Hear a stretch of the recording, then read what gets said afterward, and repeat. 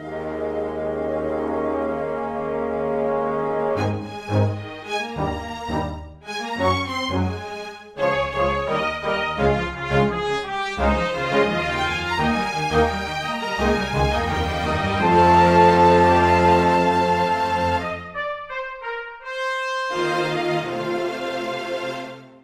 everyone, and welcome to Weekly Manga Recap. It is September 11 of 2024.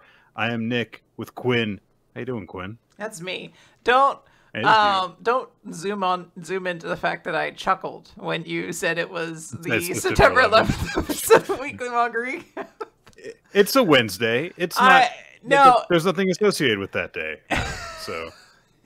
It's funny because we've gotten far enough from the event now that even in America, I managed to go through my entire day without anyone mentioning that or thinking about it or bringing it up in any way, shape, or form. See, I have the inverse because I'm a trash person. I still have friends that send me 9/11 memes. So I don't know what this says about me as a person.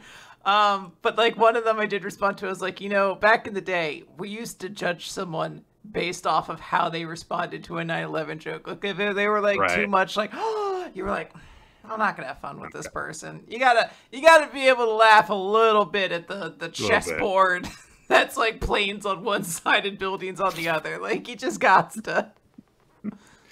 Or like the ones of like, like what. I'm trying to think of one that's not a problematic person destroying them. But the only one that's coming to mind is with Hulk Hogan. No, he's one of the most problematic ones of them all.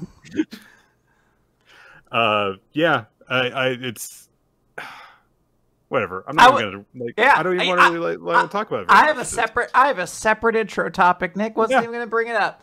I want to apologize now, guys. I feel very schlubby. I feel like I could have dressed myself up more for this podcast. I tried to make myself look nicer. I have zero energy for it. And this is firmly established by the fact I am currently wearing a Nirvana t-shirt one day after former Nirvana member and lead singer of the Foo Fighters admitted to having a child out of wedlock. Or not out of wedlock, with as an affair, basically. As an affair, yeah. No shame. I can't control him. I can't help the fact I love the music and like half my wardrobe and like you can't see it all the time, but in the back, like right over there, there's a Foo Fighters record that's hanging on the wall. I can't change that. So sometimes you get what you get, which is not a Foo Fighters song. If I was trying to make it more relevant, I'd be like, sometimes you just monkey wrench, It's just. Sometimes you just pretend. Yeah. And that's, yeah. Sometimes you just times like these, parentheses, acoustic version. It's really weird because, like, I don't keep up with any band controversy stuff, but some stuff in Are you sure? General because orbit. There's a pretty big one in a band we're both connected to. Linkin Park came back recently. I didn't even connect these dots. What the fuck are with all of my favorite bands? like someone get a finger on the pulse of Carly Rae Jepsen to make sure she's not going to announce like, oh, I've actually like signed with PETA or some shit. So Linkin Park came back recently. I've been, on hiatus for 7 years following the tragic death of Chester Bennington. And of course, when they came back, there was the matter of like, well, they kind of need to have a new lead singer. So apparently, like secretly, they have been planning because this was not something that had been announced ahead of a big event that they had like last week, where they had this like live stream concert performance / announcement. I will say one thing in the context of this. I think it's been a little bit known they were looking for a new lead singer, because I remember the lead singer of Stand Atlantic did a video with them, or like a demo with them. And at the time, everyone was like, oh my gosh, are you new lead singer? You new lead singer? And she's like, this was just like a one-time thing. Don't think too much on it. But like there was the idea that it's like, okay, I think they are looking for somebody. Right. There was definitely this wasn't like people were like, "Oh my god, can you believe this?" This was definitely something that, especially people who are closely following the band, who of course have a very big fan base, had an idea this might happen, and so they had this big concert, a new announcement. They introduced their new lead singer, Emily Armstrong. And they also have a new drummer, which is something that kind of slipped under the radar. Their previous drummer and founding member just kind of decided he didn't want to do it anymore, as far as has been said about him. And so, of course, as soon as A, new lead singer of a band comes out, B, it's a woman, people went digging. And there was some stuff to be found about her. Apparently she was like born into the Church of Scientology kind of thing. And as a result of that, she was with Danny Masterson. Yes. So that's not good, because if you don't know who Danny Masterson is, he's a criminal. Yeah, he's a very bad criminal. I mean, so this was kind of a thing where, like, I believe that it was the case of, like, she hadn't really said anything about it at the time that it was happening, and then people started calling her on it now because this big popular event has happened, and so then she had to make a statement about it afterwards. So yeah, it's not the best way to start things off, to be tied to that dude. Yeah, well, it doesn't help. Like, look, in a very similar way to, like, the Dave Grohl thing, like, I don't really think it's super healthy for me to get a super strong opinion on this, because I'm like, he's not my husband. Like, it's not good. There's a worry about a couple little things I hear about this Emily Armstrong thing, one of them being, like, the concern to, like, what if Scientology starts to, like, have a presence at the, like, Linkin Park shows, and then obviously there's been some concerns about, like, I know his son has had comments recently, Chester Bennington's son, and, like, I don't really want to get super involved in that drama. I started to keep up with it, but I'm trying not to, like, strongly feel one way or the other. The only thing I will say is, if I'm to gauge off of one piece of past evidence, it's that Mike Shinoda was, when NFTs were a big thing, the guy who loudly on Twitter proclaimed how cool it was going to be to take all of your skins from one game to the next. That's the real, like, you guys aren't thinking about this. And, like, that doesn't mean he's a bad guy. He's dope, probably. But it does place a little bit into, like, that crypto guy kind of space where I'm just like, maybe I start to question your decision making a little bit. Yeah. And there was also that, like, there's certain things that the band has been doing even before this that kind of made me do a side eye, honestly. When they did that music video for Lost, the song that had been recorded but they didn't include on Meteora, great song. But there was a definite note of, like, the video was made using AI. And so it's just kind of one of those things, like, guys, like... like, don't... It's one of those things where you're starting to realize, like, man, like, everyone who has survived in Linkin Park is in their 40s, and there are certain things that, like, you're starting to see them kind of do things in that slightly older generation that you kind of now expect a lot of people in that slightly older generation to do now. And it is... Old millennials are going to be fucking insufferable. Oh, absolutely. What pitfalls await us, Quinn? Like, what are we gonna do that's going to embarrass everyone who is, like, 10 years younger than us? Like, at a point when it matters what they say. I was gonna say, we already embarrassed everyone in Gen Z. It doesn't matter how we embarrass them now, though. My general attitude is like, look, I'm always going to try to treat people with respect. That's my thing. Apparently, I keep hearing from online that I'm being judged by every Gen Z person because I wear ankle socks. Apparently, you're not supposed to wear ankle socks anymore. You're supposed to wear, like, full socks. What's a full sock? Okay, so, like... Are you talking about, like, full tube sock? But, like, I'm wearing, like, a full sock right now. Okay. Oh, that's too high for me. Okay, well, that's what Gen Z is saying. You need to be wearing, like, socks. Don't wear, like, an ankle sock or like an anklet sock or anything like that. That's what I keep hearing from TikTok. But I don't know if TikTok cover my ankle, but yeah. Well, I don't know if TikTok is lying to me and just feeding me the propaganda. Like, there are times where you're like, I don't know if this is true. It's just what I'm hearing, and they don't seem to be from like a system designed to dismantle my government or something like that. Right. We've gotten wildly off topic from Manga. Oh, yeah, absolutely. So look, this is just the kind of thoughts that we have when we're not reading about manga. So let's get back to that safe zone of goofy shit. Like, a guy who murders people with twin axes in the Old West, Quinn. There you go. I love that you referenced the concept for that segue based entirely off the first panel you saw, which doesn't hold this was an emergency tangent. It holds pretty low significance to the chapter as a whole, but I love that this was the moment you referenced. Yes, let's talk about Undead Unluck number 221, Bad Loop. We start with Andy being revived. His undead powers have kicked in for the first time after he was buried. And he says, I was born not knowing who I was. The only thing I did know is that I was undead. And up until that day, I was undead and nothing more. And he was not unluck yet. Yes, yeah. That was the day he met Fuko. I'm trying to remember. We still don't specifically know Andy's like first loop situation, do we yet? I don't think so. I know he was Victor at that point. That's the thing. Like, but I don't think we really know. I'm blanking if we do or not. But I'm trying to remember if we actually know the moment he came back to life for the first time, like his actual undead ability activated. Regardless, someone will tell me because I've forgotten, I'm sure.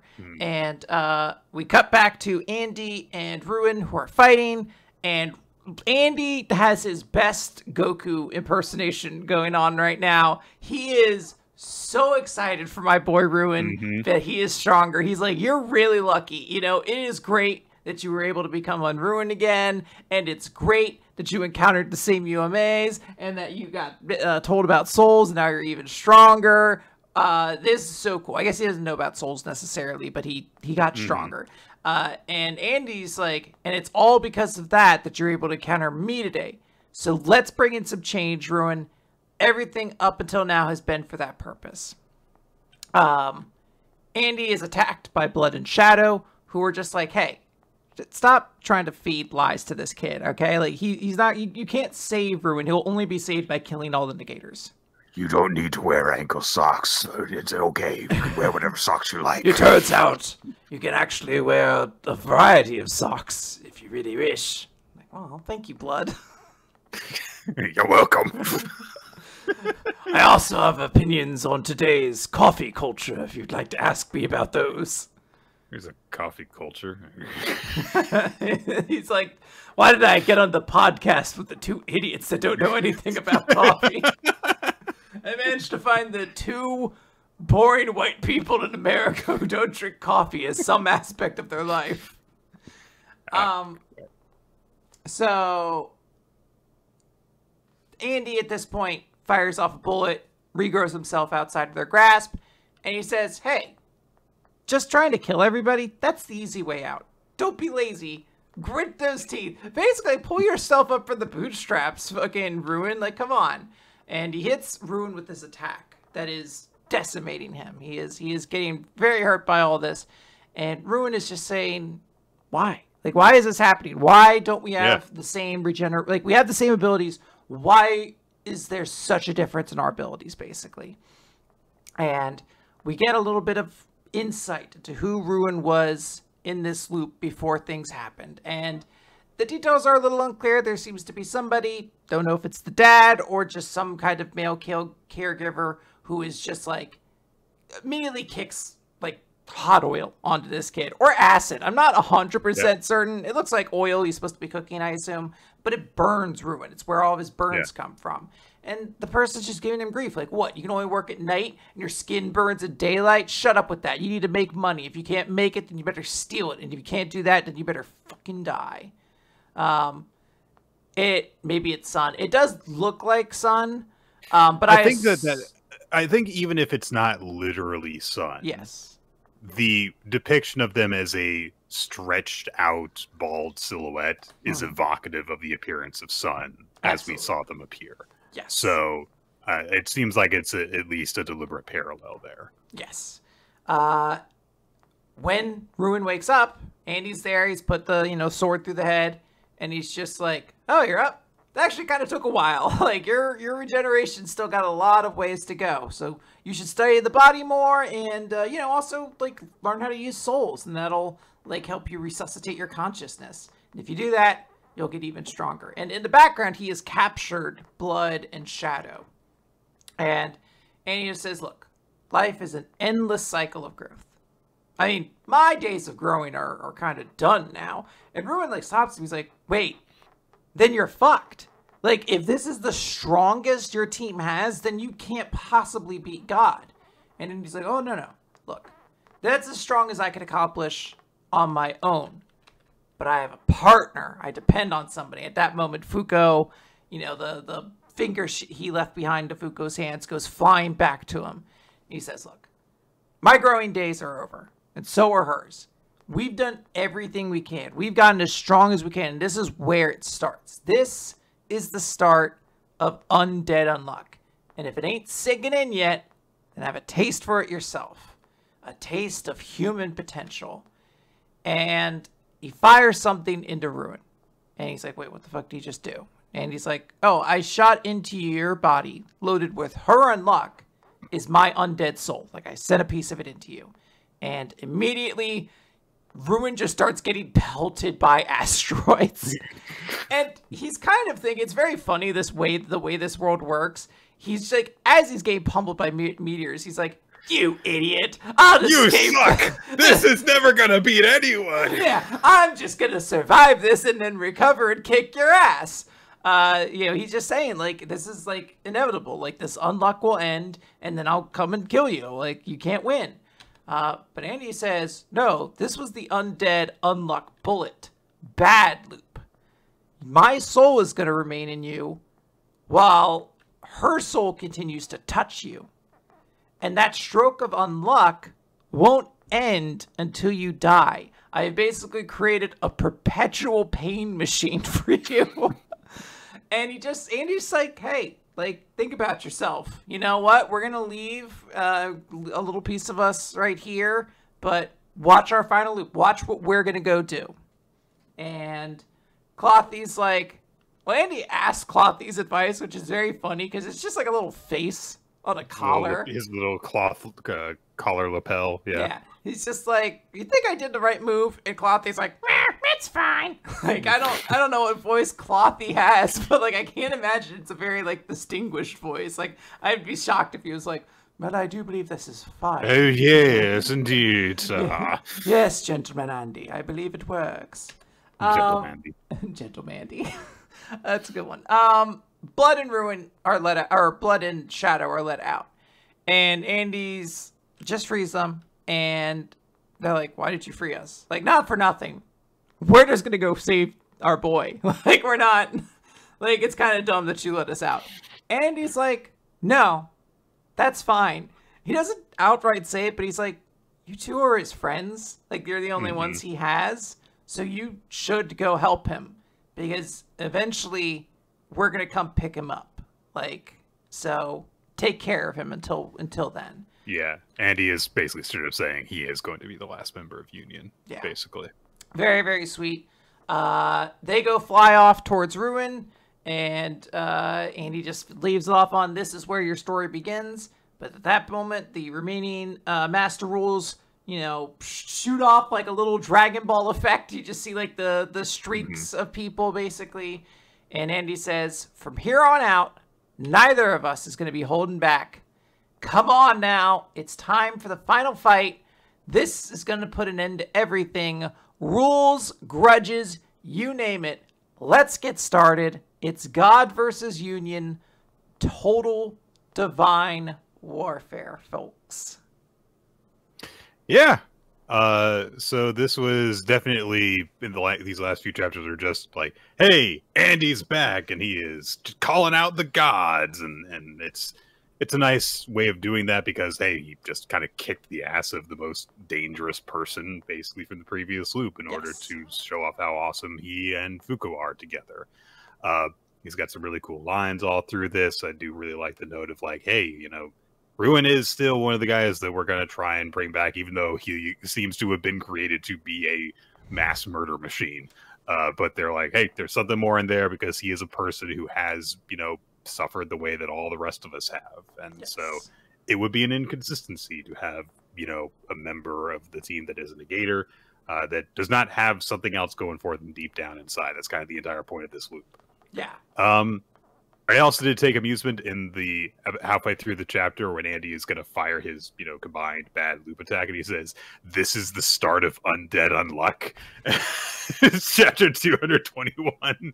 You're like, I feel like you're at least 3/4 through, guys. Yeah, you can't be holding this much more left in the tank. Yeah, sorry, I didn't mean to interrupt. No, just it's nice to have Andy back, and he says all the cool things and does all the cool stuff. Yeah, I have been in the midst. We did a podcast on this, and I've talked about it on various other things. I've been in like the midst of like a X-Men kind of marathon hyperfixation in my life. I'm really consuming a lot of it. If you follow my Letterboxd, which of course you can do, I'm on Letterboxd, Rolo T. You can see all my movie reviews. Sometimes they're funny. They're mostly not, but sometimes they are funny. I just did X-Men 1, 2, 3, and Origins. Wolverine Origins, which is the first... I'm so sorry. It was the first time I've ever seen Origins. I'll get to that maybe later. I don't know. Bad. It's so bad. I didn't... Here's the thing. In Letterboxd, you could do stars and a heart system. Heart means you like something. I gave it a 1 star, but I did heart it. I kind of like that movie. I understand that. The actual Weapon X sequence was so terrifying to me. Like, I got so much anxiety from that scene. I was like, I've never felt this way usually when Weapon X shows up, I'm so bored by it. Like, hate it so much. But they made that sound terrifying. I have a very interesting experience because I watched those movies as they came out and was a comic book fan when they were happening. Because, you know, I grew up with the X-Men TV series and I had some comics and stuff. First movie, really liked it. Yeah. Looking back on it, you could tell that, like, it was not meant to succeed. And despite that, it did. Yes. So all the props in the world. Second one, very good. I think the second one's pretty solid, yeah. Very, very good, especially for the time that it came out. Third one, just a massive disappointment for if you were invested in that, and then to see the direction that it suddenly took in a lot of different cases. Like, so many characters just just throw them on the ground. One of the wildest parts of X-Men Wolverine Origins, whatever the fuck you want to call it, is simply just that, like, why are Cyclops, Emma Frost, and Gambit even in this movie? I don't understand it. Why are they here? I understand Gambit to a small level. You're like, this is a character who is probably going to be very cool one day, and we haven't used him in a movie yet. But, like, the other movies didn't like Cyclops. Why is he in this one? It's so weird, especially when you think about, like, the whole sequence where they go to the base in the second movie. It's like, shouldn't Cyclops be looking around like, oh, I recognize this place, considering he was held captive here, apparently, and he didn't have his memories erased. Too bad. It's terrible. Anyway, I like Cyclops. X-Men. The whole reason I brought up X-Men was just because there are very strong Wolverine vibes at the start of this chapter, as Andy is just like, this is what I was until I met you. I was just this undying thing that kind of only knew fighting and stuff like that, and tragedy and loss and all this sort of stuff. So I really, really like that aspect of it. Andy has become a very interesting character since he's returned. There's like this newfound like confidence that he's had since the last loop, where he's just very sure of himself and he's very like amped up for everything. Like it's pretty fucking cool. And I really like how he is in this chapter, where he's just encouraging to Ruin the entire time. He's like, this is great. You have so much room potential to grow. That's super cool. Like, I'm going to tell you how to do it too, basically. Like, he just is very excited about this. He's going to send this guy off with his attack, because he he is like a bad dude to deal with right now. But it's like, he makes, like, he's kind. Like, he's like, hey, blood, Shadow, go hang out with your friend because he's gonna be lonely. Yeah. Like, take care of him because this is gonna suck. Basically, it's just very sweet. I don't know, and I'm super excited to see what happens when the rules kind of land and start doing things. Yeah, absolutely. It's fun. And it is nice to see. I agree with you that it's nice to have this version of Andy where he's not just like trying single-mindedly to do his very selfish thing. He's this person who lives for other people now. Yes. Blue Box. Blue Box. Chapter 163. Show up when someone's in trouble. Before we get into the main chapter, I just want to note that there's this image in the front page of Chinatsu eating slices of apple or some sort of fruit like that. But she's eating them like very, very, very slowly. Like, you look at how much she's going to eat if she bites down now. She is getting nothing. Like, she is eating nothing. Like, you ever remember, I don't know, you maybe weren't as annoying as a child as I was, but there would be times where like, this is like the last, cookie you get. So you start like like you start eating like a fucking squirrel. You start taking like piece and piece off, and you're like, just fucking eat it, you fucking clown. What are you doing? That's what she's doing. Like, I want somebody to like mush her face and be like, just eat the goddamn fruit. What are you doing? I've always had the opposite problem. I always just go, oh. Yeah, exactly. Like, Nick, chew your food. No. I think many of the things I did as a child were to annoy people as a means of gaining attention. Speaking of attention in the negative sense, yeah, so Saki was getting accosted by her ex-boyfriend until Kyo showed up. And the last chapter, Saki said, "Oh, I like this guy now." And of course, she's looking at him and saying, "I could just play along." But immediately the ex-boyfriend just looks at the two of them and like walks off. Bye. So yeah, that's kind of just how it is for some guys. Like, oh, another guy is here to witness whatever I do to this girl. Time to go. Yeah, I mean, I hate that, but I am glad that it worked. Mm-hmm. So Saki, talks with Kyo afterwards and is like, yeah, I mean, that guy had the nerve. It was like, he was holding hands with another girl and I broke up with him and now he shows up at my house. And so Kyo starts to say something, but she's like, by the way, when I said like, oh, I like this person now, I was lying. I figured that would just make him back off. But Kyo is, definitely observing like that, hey, something really bad did just happen to you, something potentially really scary. And so he's like, are you okay? And she puts up a big smile. It's like, yeah, I'm fine. Hey, AMA's Culture Festival's tomorrow, right? So, I can stop by and you can show me around if you've got the time. This feels like it might be setting something up. It's very interesting because there's like a kind of instinctual reaction, I think, especially when you're reading like a romance manga in Shonen Jump, that you generally view anyone who is going to get in the way of like a popular ship to be an antagonist, or just the ship the story's kind of clearly going with to be an antagonist. And this girl feels like you are meant to feel like there does seem to be something in her, some kind of maybe jealousy. Like there's like an intentionalness to the fact that she keeps showing up in these moments around Ayame. Yeah. But at the same time, she did just go through one of those scenes. So there is a part of me that is like very concerned about her. So it makes it a little bit difficult in a way that's like interesting to be like, yeah, this is like a teenage girl. She's got a lot of fucking things going on. Like, she is not just like a harpy who is there to be like an obstacle to be overcome. Like, there is like an intriguing depth here that I want to see what's going on. And we get more of that in this flashback that Kyo experiences because he sees his little brother's, like Velcro shoes. And that reminds him of when he was really young and Saki, he was kind of like stranded with her at like a theme park or no, the zoo. There's monkeys in the background there at the zoo. And they can have monkeys in an amusement park. Oh man, roller coaster goes through the monkey pen. Yeah, oh, yeah. Every so often, a monkey gets to ride on a roller coaster for a little bit, and if the monkey can hang on and escape, they're allowed their freedom. That's just the rule. Sometimes you got to put wacky rules in the system because it's the only way to keep society fun. If the monkey can successfully steal a small child's clothing and pose as that human, look, when the family leaves. Look, Nick, did you see Did you see the news story recently about the guy who made like, I don't know, it was like $22 million by just sending invoices to Microsoft, and Microsoft's like, I don't, whatever. They just paid him money, and he only got caught because he asked too much.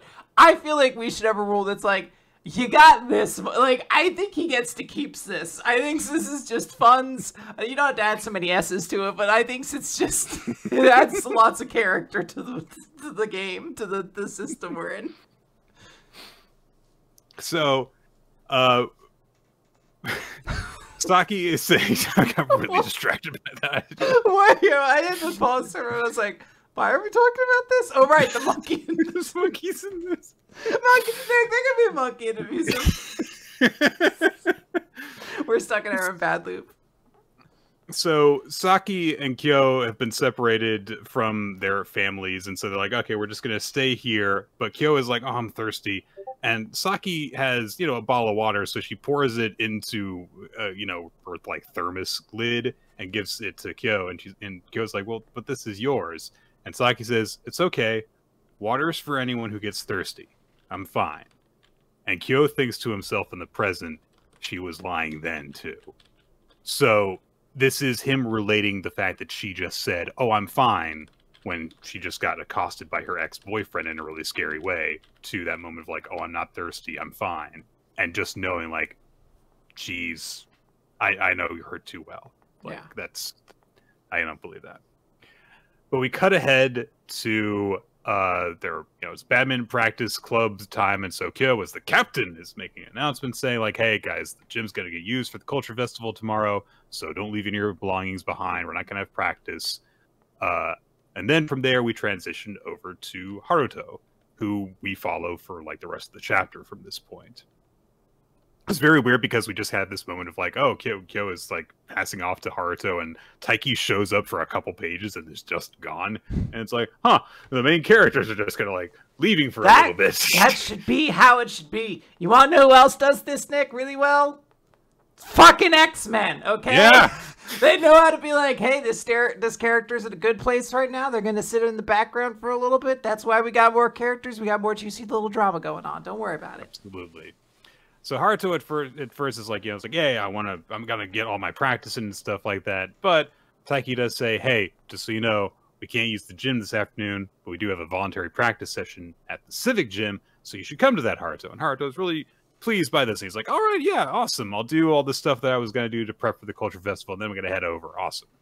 And as it's been established, his group is doing like a play, and he's like, I'm just part of the crew, so I just have to, you know, get stuff set and move stuff around at the rehearsal. And then it'll be it. Taiki asks what play it is. It's going to be Beauty and the Beast. We immediately cut over to Akari wearing her head mask costume. It's a big teacup thing. She's going to be Chip or one of the other teacups in the play.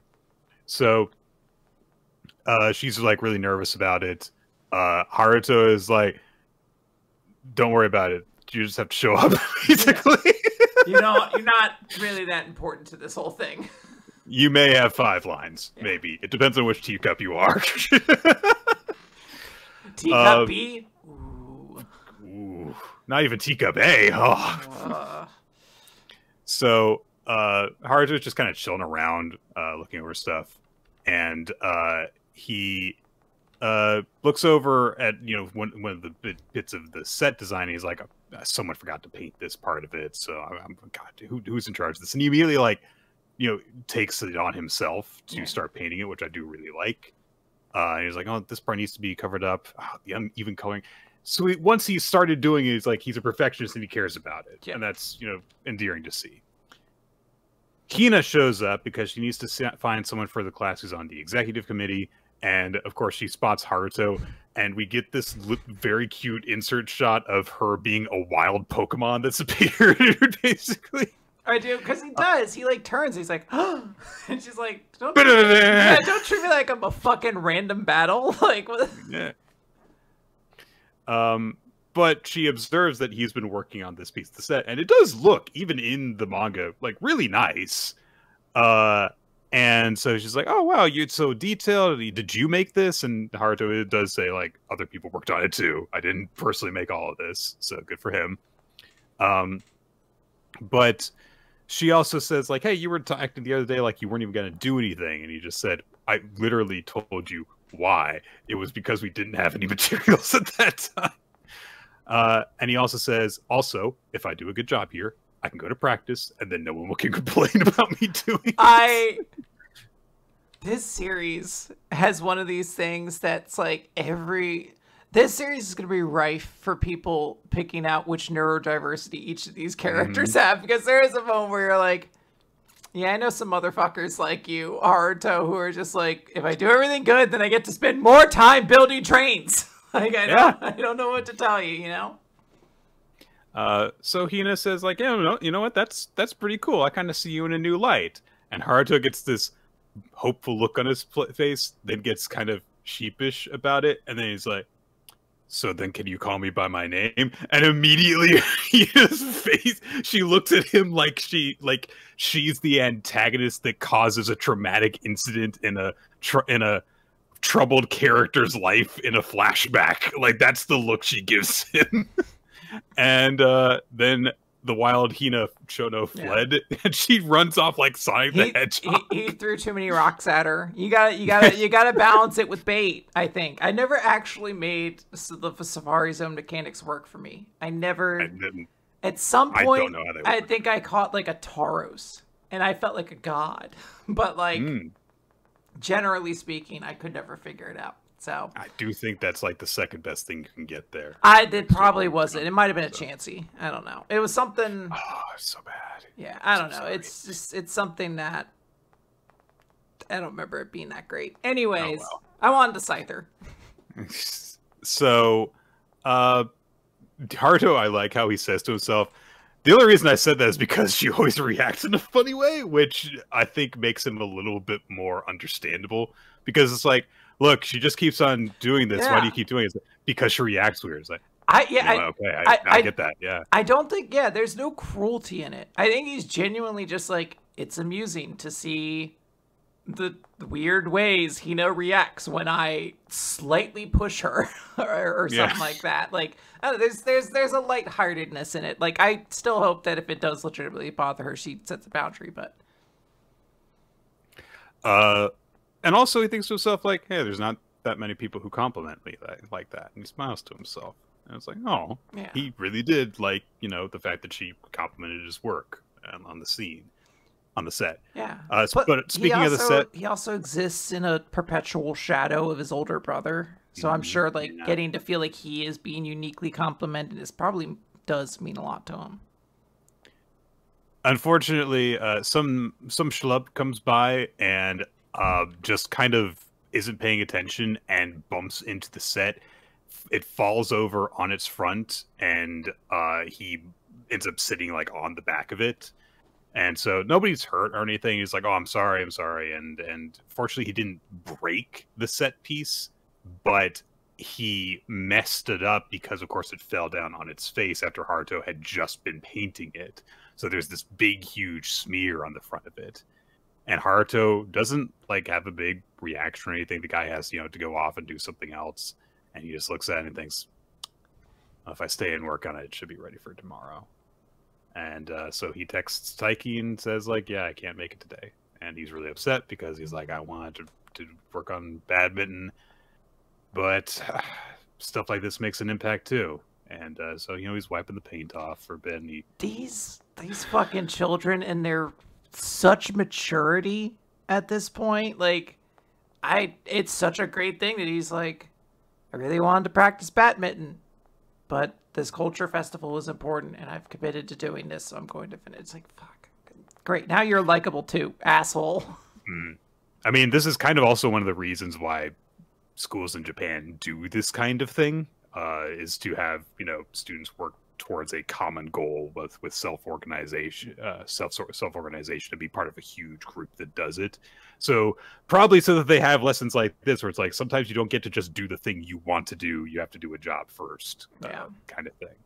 But it is very interesting to see him just like very almost nonchalantly, yet incredibly sadly decide he has to do this. But just as he's having a bit of time to just kind of feel bad for himself, Hina shows back up. And she says, hey, how about I help you out? And Haruto's like, you just like ran away from me? And she says, I was just going to find someone on the executive committee, like I said I was doing when I showed up. And besides, you don't know me. I show up when someone's in trouble. I'm the great Hina Chono. Yeah, that's where I wanted her to do like the Sailor Moon pose or something like that. I think this is cute. I think there's a good A-B storyline kind of going on right now, and we're getting a little bit of both. I feel like the main story we're supposed to really be kind of thinking about and focusing on at this moment is Ayame and Kyo, but I'm really interested in Haruto and Hina after this. Like, I think this was such a cute sort of exploration of Haruto and his philosophy on life, and I really admire that Hina's like impressed by like, oh, this guy is deeper than I thought when I thought he just perved on me for wearing a tight jumpsuit or whatever. So like I like that there's like this exploration of these two and their relationship. It's just, I don't know, it's very interesting. Yeah, this is a very cute interaction. And it's nice. It is definitely a little bit weird, but also quite refreshing that, you know, Jinatsu and Taiki are just like, there's just a little thing going on between them right now. It's like, well, look, right now there's no big drama between them. So they're not going to be portrayed as if there's a big drama between them. And that's just kind of it. We dealt with the parents for right now. We'll visit them. Like, something's going to happen. But as I said, like, absolutely. Just like the X-Men, some characters you cycle into the background because it's okay. We have a whole bunch of characters. They should all get a turn to spotlight. Absolutely. All right. Astro Royale. Yeah. We got a color page. It is. Chapter 20. Game over! Do you like this color page, Nick? Not really. I do. I kind of like this one. I still don't get Tarasu in the sense of this world. He doesn't make as much sense. Like, I don't know. It's always very funny when the main character's power is I punch you really hard, and then there's still a guy on the team that feels like he's supposed to be the muscle. Like, I'm like, isn't that the same dude? But I do like the things. I don't know why she can't get a cool suit as well. But Kimba, yeah. You know, cute dress is still nice. I think that the angles on some of the characters look really awkward because it's one of those like 45-degree above shots, and some of them don't look like they're at that angle that they should be. It's I don't know if this is doing Wakuizar any service, but anyway, we open up with Hibaru sitting with the young Guido, which is very obviously like it's the spirit of Guido, and he just says, "Hey, thanks, I've made up my mind." What if Nick? What would you do if we came into the podcast and I was like, "No, that's Guido. He's just a kid now. Alive. He got turned into a kid." That's what happened when he gets impaled by a bunch of earth spikes. That's what happens when you get impaled by a bunch of earth spikes, Nick. Is you turn into a small kid again. I mean, obviously, like all of the excess body matter that got, you know, ejected out of him by the rocks. Well, you couldn't have that anymore, so he had to be smaller. So he had to revert to a younger state. You had to push everything together, and at that point, there's only enough left to be a little boy. So that's why he's a little boy now, and he is real. I don't know why they switched to a graveyard afterwards. I wasn't following that part. Presumably, that's his new astro powers turning into. Yeah. Not a good power. Not gonna lie, doesn't seem that useful. It's not good. And he's using it a lot. Yeah, he's just really exhausting that Astro's power right now. Hibaru and Tarasu pay their respects, and then Hibaru starts to say something, and Tarasu says, "I've been waiting, for you to be ready." And Hibaru's like, how'd you know I was gonna talk about it, basically? And Tarasu says, "Look, you appear to be forceful, but you're actually kind, and I know you almost never go back on your word, but I think you're making the right decision here." And Ibarra's like, How do you know what I'm thinking about? And Tarasu just kind of almost ominously says, "To become one, remember? Now let's go."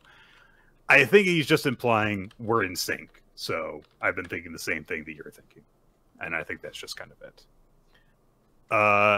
The battle at Babel in Nishiazabu ended without a clear resolution, leaving 135 wounded, 1 dead, and destruction in its wake. Nick, remember the iconic battle of Babel at Nishiabazu? Yeah. What was your favorite part of the iconic battle in Nishi-Azabu? I mean, I assume it's when Guido bit Hibaru's arm, and he was so scared by Hibaru that he stopped biting him. Like that seems about right. That's a good part. I liked when Tarasu used his shield. That was pretty cool. Okay. So, hey, it's the aftermath of this huge battle. So they're like, oh, hey, you gotta rest up, Hibaru. In particular, being told, like, hey, you made a recovery from your injuries, but you nearly died, basically. And Hibaru kind of explains, like, so when I use the barehanded Magnum Blast, my upper arm, my lower arm, my fist, it's like they all have separate engines. And usually I only activate one of the three engines, but if I want to go full power, I activate all three at once, which takes longer to strike, but that's why it's so powerful. And it's done this way that's like the least interesting way you can like depict the description of a super punch, which is shocking to see it just done so casually here. I thought it was evocative, the idea of saying they're like different engines, but like why you wouldn't then show them like chugging like an engine or something like that to like give you the sense of that concept is like, oh, it's just numbers. All right, cool. Like this isn't as cool as fucking Sano's like 3-layer punch or whatever the fuck. Mm-hmm. And that guy's a gross pedophile, so not Sano. Not Sano. I hope. But I guess we don't know. You never know. Watsuki writing a character as a good guy. Anyhoozle. So, they say that when he uses that much power, though, the burden on his body is much greater. And so Hibaru's like, yes, so Mankintan is my secret weapon I save for emergencies. Okay. So it's nice that you set like limits on that to help the audience know that like, oh, okay, he's using his super move because this is important, and this is why he doesn't just do this all the fucking time. Because, if you had the power to punch buildings, why wouldn't you do that all the time? And it's like, hey, very clearly defined limits and stuff. And also how, what the disadvantages of your super move are. It's just that this is very dull in its explanation right here. It needs an extra level. It needs a little juice, a little je ne sais quoi, some little oomph that takes it over. Hibaru and Tarasu gather all the members of their team together, and he says, "I've got to tell you all because I announced Dad's last words at the funeral, where I said he declared Tarasu to be his heir. Yeah, I lied. He appointed me the next boss." And he bows to all of them, and he apologizes. And Tarasu backs him up because, of course, he was there too.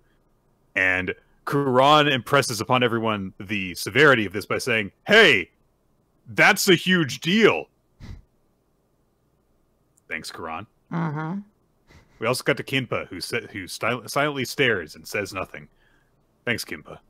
Well, she's thinking real hard. She's sitting there saying to herself, what does this mean for me, Kinpa, and my iconic character moments and ideas and personality traits? So Tarazu comes up to Hibaru and is like, hey, normally a lie like that would get you excommunicated because these are Dad's last words we're talking about. So you better have a damn good reason or the Tora faction is going to turn on you. He looks all ominous and stuff. So Hibaru just straight up says, I just at the time thought Tarasu would be a better boss. He's skilled, he's smart, I'm all clumsy. But in that last fight, for some reason, I saw Guido as a child. He was in pain, he was crying. And I realized I don't want to make those who support me cry. Everyone, Tora, I want to make the world a place where everyone smiles instead.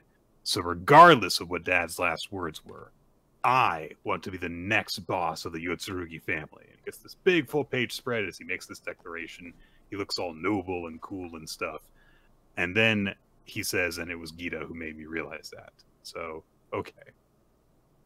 Tarazu looks in shock at Hibaru for a second, and he flashes back to their dad, saying, soft, ain't he? And Tora can kind of clearly see that side of their dad in Hibaru in this moment. And he says, you know, you're pretty soft to be learning lessons from your enemies. Which, I don't know, seems like a wise thing to do, but whatever. So, so everyone starts, you know, commenting on it. It's like, oh, yeah, you know, you're great, Hibaru. And they're like, we're with you and stuff.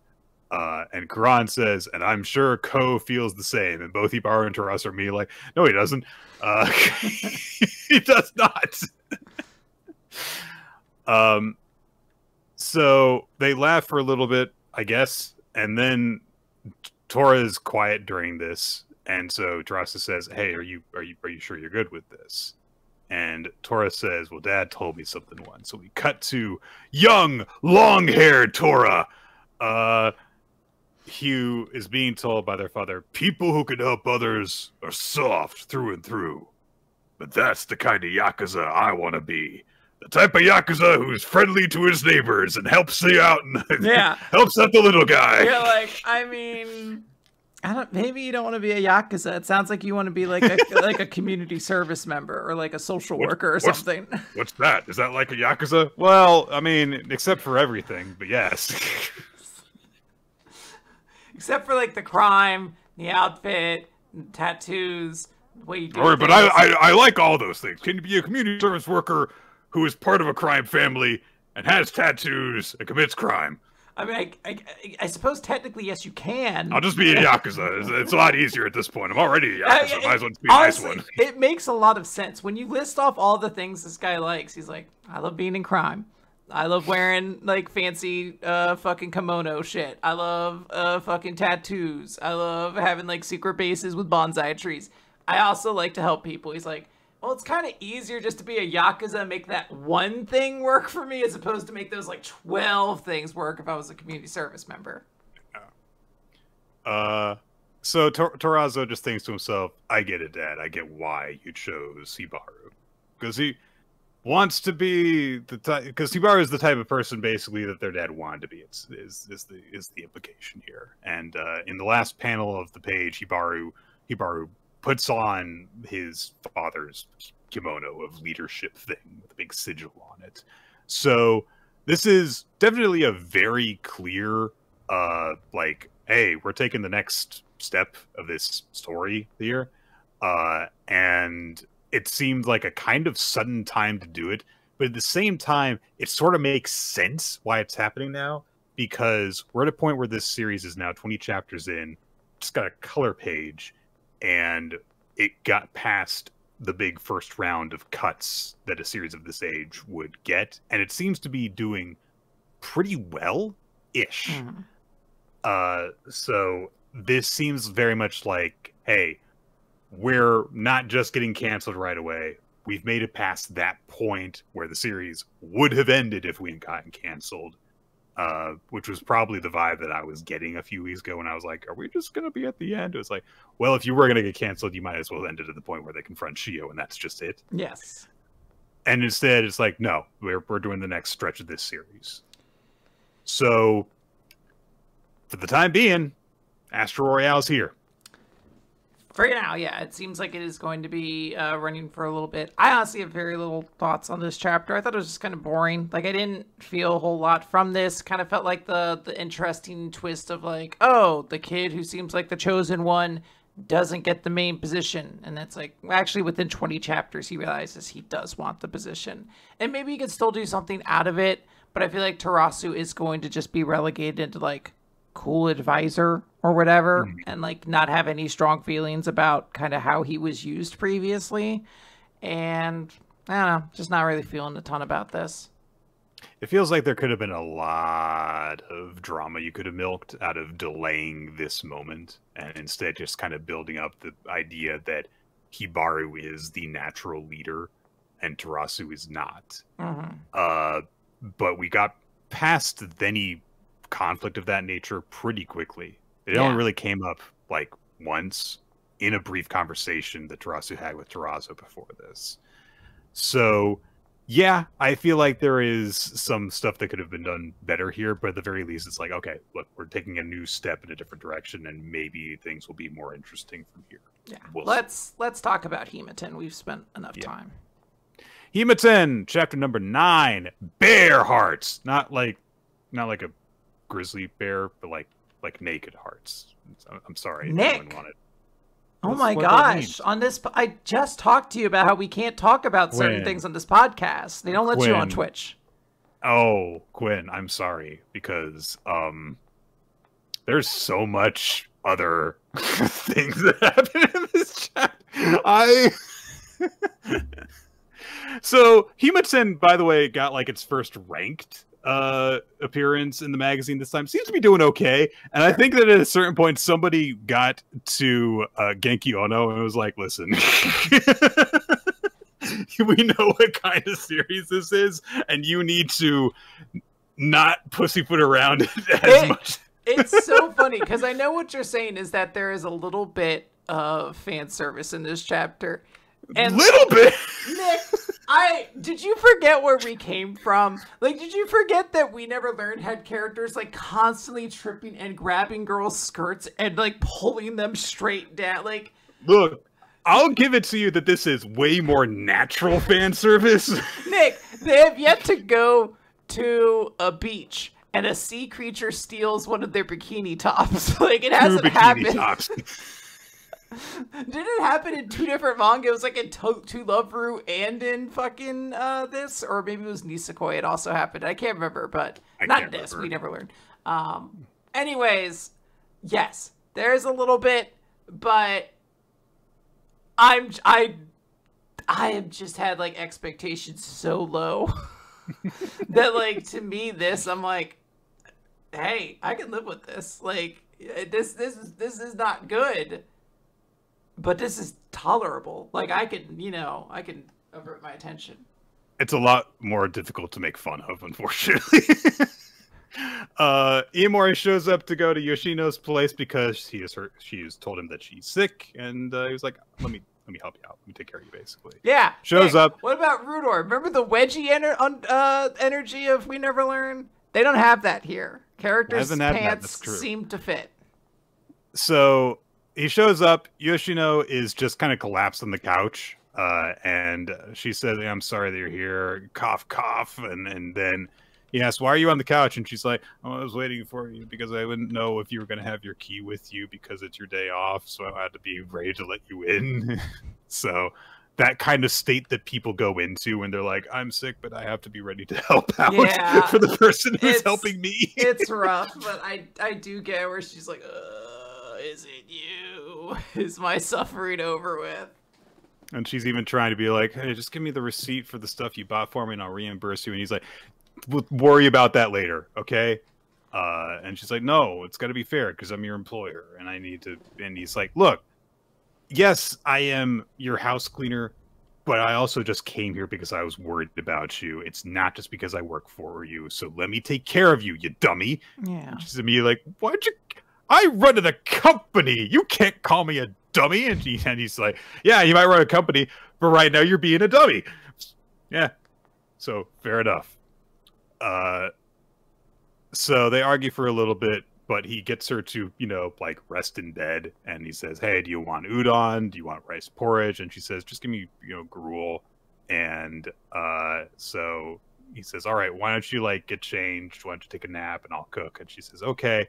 But before I change, I'm going to go take a bath because I feel all sweaty and gross.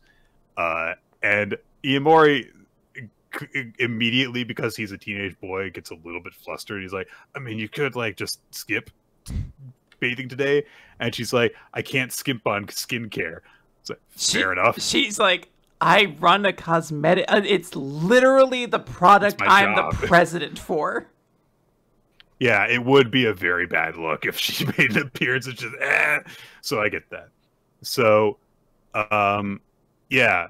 And he's like, all right, but just keep it limited to a shower. And don't forget to rehydrate when you get out. He's being immediately just momming her on stuff, which is very cute. And she starts to say something about it, but then she stops and then immediately, all right, I'm going to get in the bath. Oh, boy. So a lot of that happens. Anyway, Iomori is immediately like, oh, she's just sick of taking a shower. Why is my heart racing? Don't look on the opposite page, my dude. I mean, like... Yeah, Iomori, stop looking at the other page, you pervert. He starts to get something ready. He's like really determined, like, I've got to make sure that this, helps her get better. But then she calls him up the stairs because she's like poking her head out the door, like she's like, I forgot my clothes. I'm wet, so bring them to me. And so he goes to get her the clothes, and he's again flustered because he's like, you mean even your underwear? So he bundles up her underwear between her other clothes. This is so funny to me. I like when he says, like, he shows up and he's like, here's your clothes. Also, I wrapped your underwear up in the other clothes so I never had to look at them. And you're like, I admire that you went through this effort. You are making this weirder than it needs to be. Just like, you might as well like have said nothing. Like, even if you did that, just don't comment on it. Yeah. So he, however, looks around in the corner and sees that there's this huge, massive pile of laundry stacked up in a hamper, and he's like, "How long have you been putting off doing your laundry? You told me not to touch your laundry because you had your underwear in it, but I didn't know you weren't doing it." And she starts to say, like, I just changed my clothes a lot today. No, you didn't. You didn't change your clothes like 40 times? You didn't. Like, girl, how many times are you shitting yourself in a day? Like, come on. God. What, like, I'm trying to, like, how bad are you sweating that you'd go through, like, that's so many? So she says, like, are you okay if I asked you to actually just do all my laundry then? Because I do trust you at this point. I would trust you to even, clean my fucking lingerie without making it awkward if you said you could handle it. And so Iomori pauses for a second. He's like, okay, yes, laundry is part of housework. My other clients do have me do theirs. And I'd rather ask you to do it than myself. I don't think I can do your laundry. He gets all flustered about it. So makes the moment pretty awkward between them when he's like, I don't think I could do your underwear. Which I understand is like his reservations on it. He is allowed to have a boundary. I think it's perfectly fine. He voices it and she respects it. Yes. And I understand also them both getting flustered by the topic being brought up. They are children, essentially. Yeah. So Iomori is just thinking to himself as he goes down the stairs, like, what the hell is with her? Like, why is she trusting me with all this stuff? I'm glad that she trusts me, but that's like too far for me. And Yoshino is also thinking to herself, like, I thought that he would be able to handle it because he's a professional, but I guess he's still a guy. And she says to herself, it's kind of cute, which I don't know if it is. Yoshino, I don't know if that's the exact adjective that I would use in this case. Well, it's a little cute. I'm not gonna lie. There's a tiny little shred of it that's like, oh, he's like a little Boy Scout. Like, he's like, no, I can't see your underwear. It's like, come on. Like, don't be a bitch. Like, not for nothing. I respect your boundaries, but like, come on. They're panties. You can see them. They're not mythical. But yeah, like, there's a little bit of it that I'm like, I could see how you'd be like a little bit, not, I was gonna say enchanted. That's too strong of a word. There's something tiny bit adorable about it. So finally, Yoshino puts some clothes on, and Iomori goes to see her when she's like in bed and stuff, and he gives her her meal, which is umeboshi and ginger porridge. Looks way too delicious for being fucking porridge, honestly. So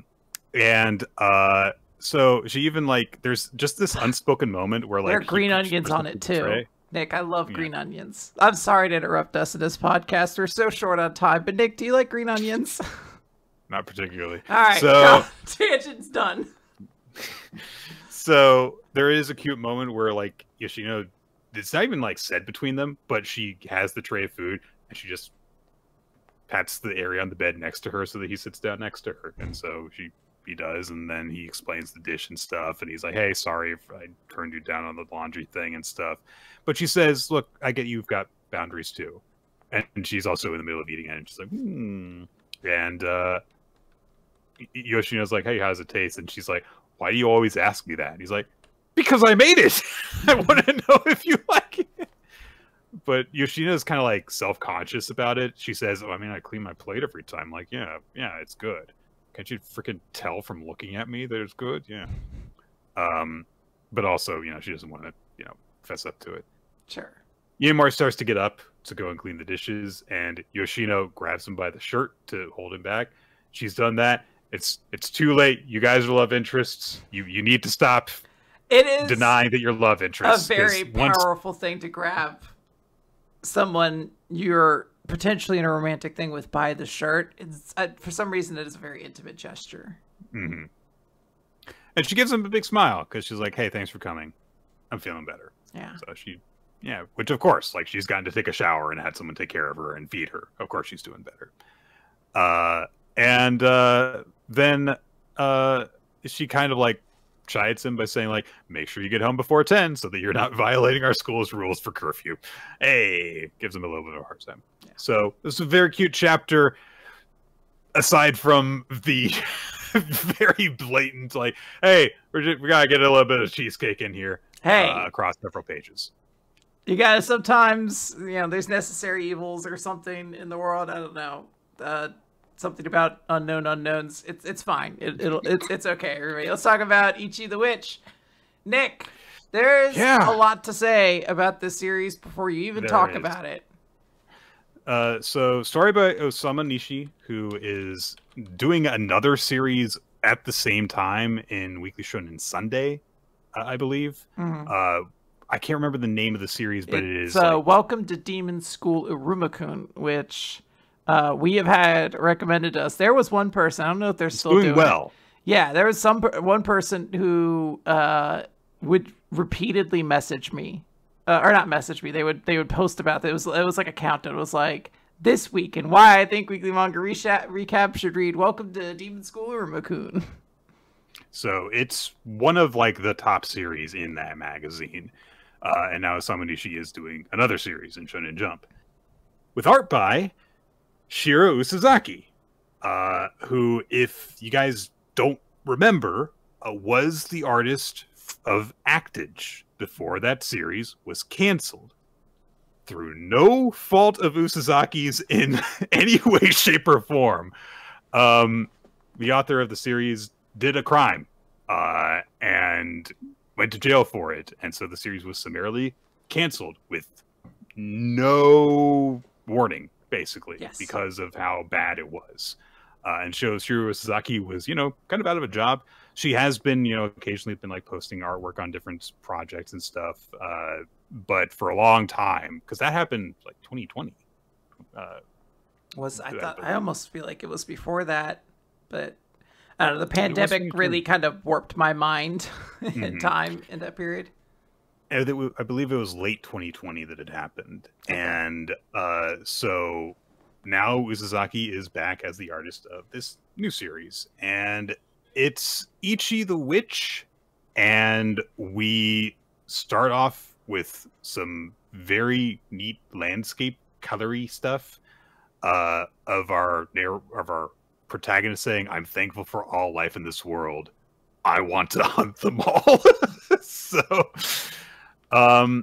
And we start off with like a shot on Druid Mountain, and there is this big moose wandering through a field of flowers, and then looks down. There is a face looking up through the flowers, and a knife darts out through it, kills the moose. Moosey! Seriously. Moosey's dead! Nick, I really thought Moosey was going to be the main character. No, sorry. No, we'll work on our Bullwinkle manga adaptation one day, though. One day.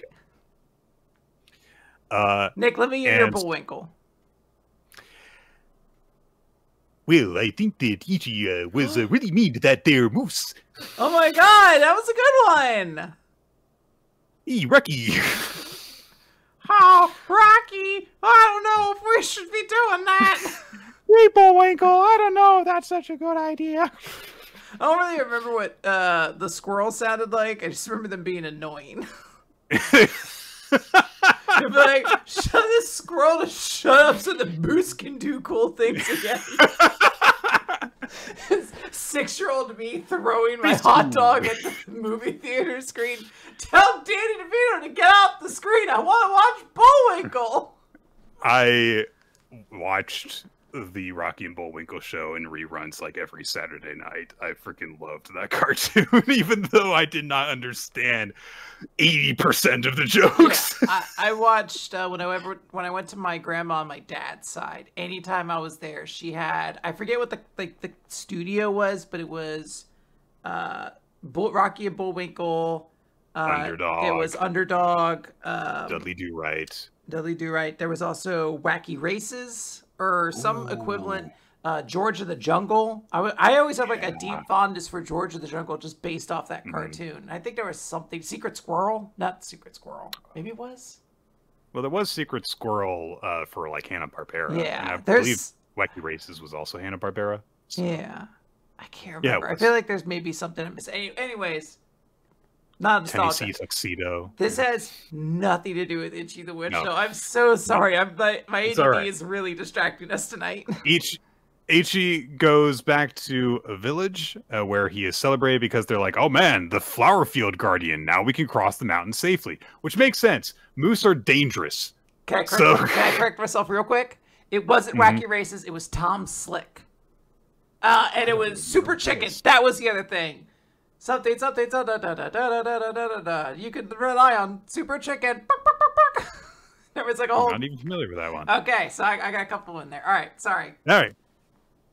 So, after that, we see like a couple of young women who are in a carriage. They're leaving, and Ichi runs up to them to let's say like, "Oh, you guys are leaving." They're like, "Yes, we're off to take the test at the Capitol." And Ichi is kind of ignorant of it, like, "Oh, what, the Man Cheese Association?" They're like, "No, we're," and he's like, "It doesn't really matter. I'm never gonna go there." And then he's like, "Here, a gift for your journey. Just throw some rabbit pelts and jerky at." He's being a good boy, okay? Yeah. He's like a cat that gives you its kill. And one of the women says, like, "Hey, are you just like always going to live on the mountain? Because like, hey, everyone here likes you. So instead of going up to the mountain for when you hunt, you just live in the village." And he says, like, "No, I'm just going to stay on the mountain. There are things I want to do here still." And so they say goodbye to each other. And one of the guys is like, "Hey, look, Ichi's different from us. That the world he lives in is different from ours. He's never going to be like us, basically." And we get a flashback from Ichi's perspective of when he was abandoned as a kid, was given a knife and just a little bit of food. And when his food ran out, he realizes, oh, I've been abandoned. And so he foraged for himself, started walking, trying to find ways to survive. And then he realized eventually when he's, collapsed and he had been able to gather enough food, he wasn't given the knife to hunt. It was so that he could take his own life with it. But at the moment he was getting ready to resort to that, a wolf appeared and attacked him, and instinctively he stabbed it in the neck and killed it. And he says, "I surprised myself by how hard I had clung to life, and so I learned. I learned gratitude for life. I learned to catch fish and forage for edible plants and where the edible mushrooms grew, and in time, I learned to hunt." And we cut to him in his home, this cabin where he has various weapons on a wall, various hunting tools, and various trophies, including presumably the head of the first wolf he killed. It seems to be the implication. Mm-hmm. By the way, this is 2 straight Usazaki Shonen Jump series where main character immediately fights a wolf as like an explanation of how badass they are. Sometimes you gotta do it. So, over time, Ichi has developed this incredible hunting instinct And we see that recently he has come across this massive creature that was just sleeping somewhere in the forest. And he could tell this thing is dangerous, it's powerful, and it would not hesitate to kill humans. And I took one look at it, and then I turned and ran. It hadn't done anything yet. And probably I couldn't say if it had actually killed any humans, or any other animals for that matter. But if they don't face me with the intent to kill, I shouldn't desire to kill them either. Death for death. Killing things you don't mean to eat isn't hunting, it's murder. It's a line you must never cross. But if the creature does harm a human, if it does turn its fangs on me, if it does trigger death for death, I want to hunt it. And he's like really eager about that. So it's this very weird journey you go on in just a couple of pages there of like, oh, I saw this thing that I could tell was like really dangerous, but it hadn't done anything yet, so I just left it alone. But I really want to kill it. So it's just a very odd okay, so he's preparing. He's like, I'm setting up traps in case this happens, and if the time comes, I'm gonna have my chance. And as he's thinking that, the creature wakes up, and it's this clearly like giant, vaguely humanoid creature, and it is sentient. It starts talking and says, finally here, little gnats. And we cut over to the carriage that is taking the women into town when they get a warning from someone that says, so there's an emergency magic warning. Magic spelled with a K. I guess we might want to call it like a magique, something like that, to distinguish it. Anyway. But they realize, like, oh, that means that witches are going to come here. And we meet, honestly, we get the image that gave me some really good vibes about this series right away, as we were introduced to Descaras, the Abyssal Witch. She's got a giant witch top hat. Yeah, it's pretty fucking cool. And she comes out of a mirror, it looks like. Like, come on, this shit rules. She has a saber at her hip and stuff, and she's arrived at Druid Mountain. She's in contact with some other people that she's communicating with through her mirror, which is, we briefly meet Monagold, the Oriat Witch, who appears to just be kind of the central communications witch who communicates to a bunch of people through mirrors.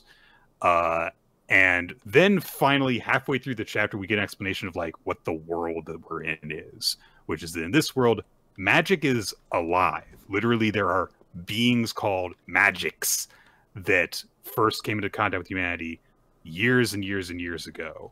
There was just one day like a blob of water, and it gave a challenge to a woman that says, drink all this water, and then you'll acquire me. That's my trial.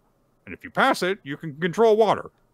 And all these different magics appear, and they each present a trial for a woman to encounter. And there are many magic hunters who have overcome many trials like this and acquired all this different magic for them. And in this world, the people who hunt magics and acquire their powers are called witches. And they wear witches' hats and stuff. They look like witches. But it's a different way of sourcing them. But this giant magic that has appeared, this big scary monster that appeared in the mountains and now is currently fighting Descaras, is, taunting her and saying, it's like, oh, I knew that you would come here, and they have a history of some sort between them. And the giant magic introduced himself as King Uroro, the King Magic.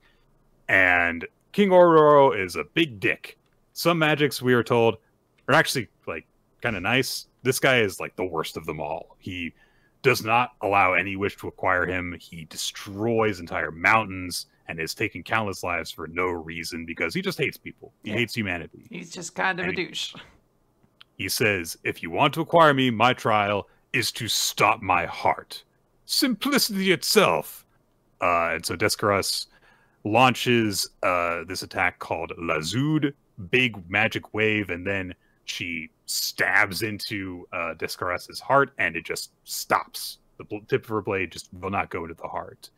And he says, you might be wondering how I've survived for thousands of years without a single witch ever acquiring me. And that is because no woman can scratch my heart. That is just how it's made. So, hard magic rule, no man may harm me, kind of thing. Yes. And so he, in this moment of weakness where she thought she was striking the critical blow, he grabs her. Discross is all beaten up and she's cursing him, and he says, "You may be the most powerful witch alive, but you can't defy my rules. As long as you witches are women, you will never acquire me. It's impossible!" And Ichi just comes stalking out of the woods with his knife while this is happening. It's very funny. He's just like, well, stay there. You just don't look at me. So they're like, "Who are you?" And he's like, "Get out of here." And Ichi says, "I'm a man." "Huh?" Said, "I'm a man." And Aurora's like, goes to punch him. And his arm immediately sinks into a pit trap that Ichi had set before. There's all these cables that are tying him down. Immediately, Aurora's getting like all these big bug-eyed reactions when he was all big and scary before.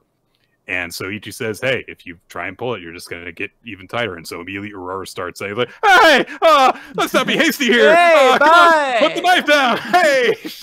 And Ichi is looking at him with heart pupils in his eyes, like, "Oh boy, I get to hunt this guy." He's like, "Come on, dig it, but put the knife away."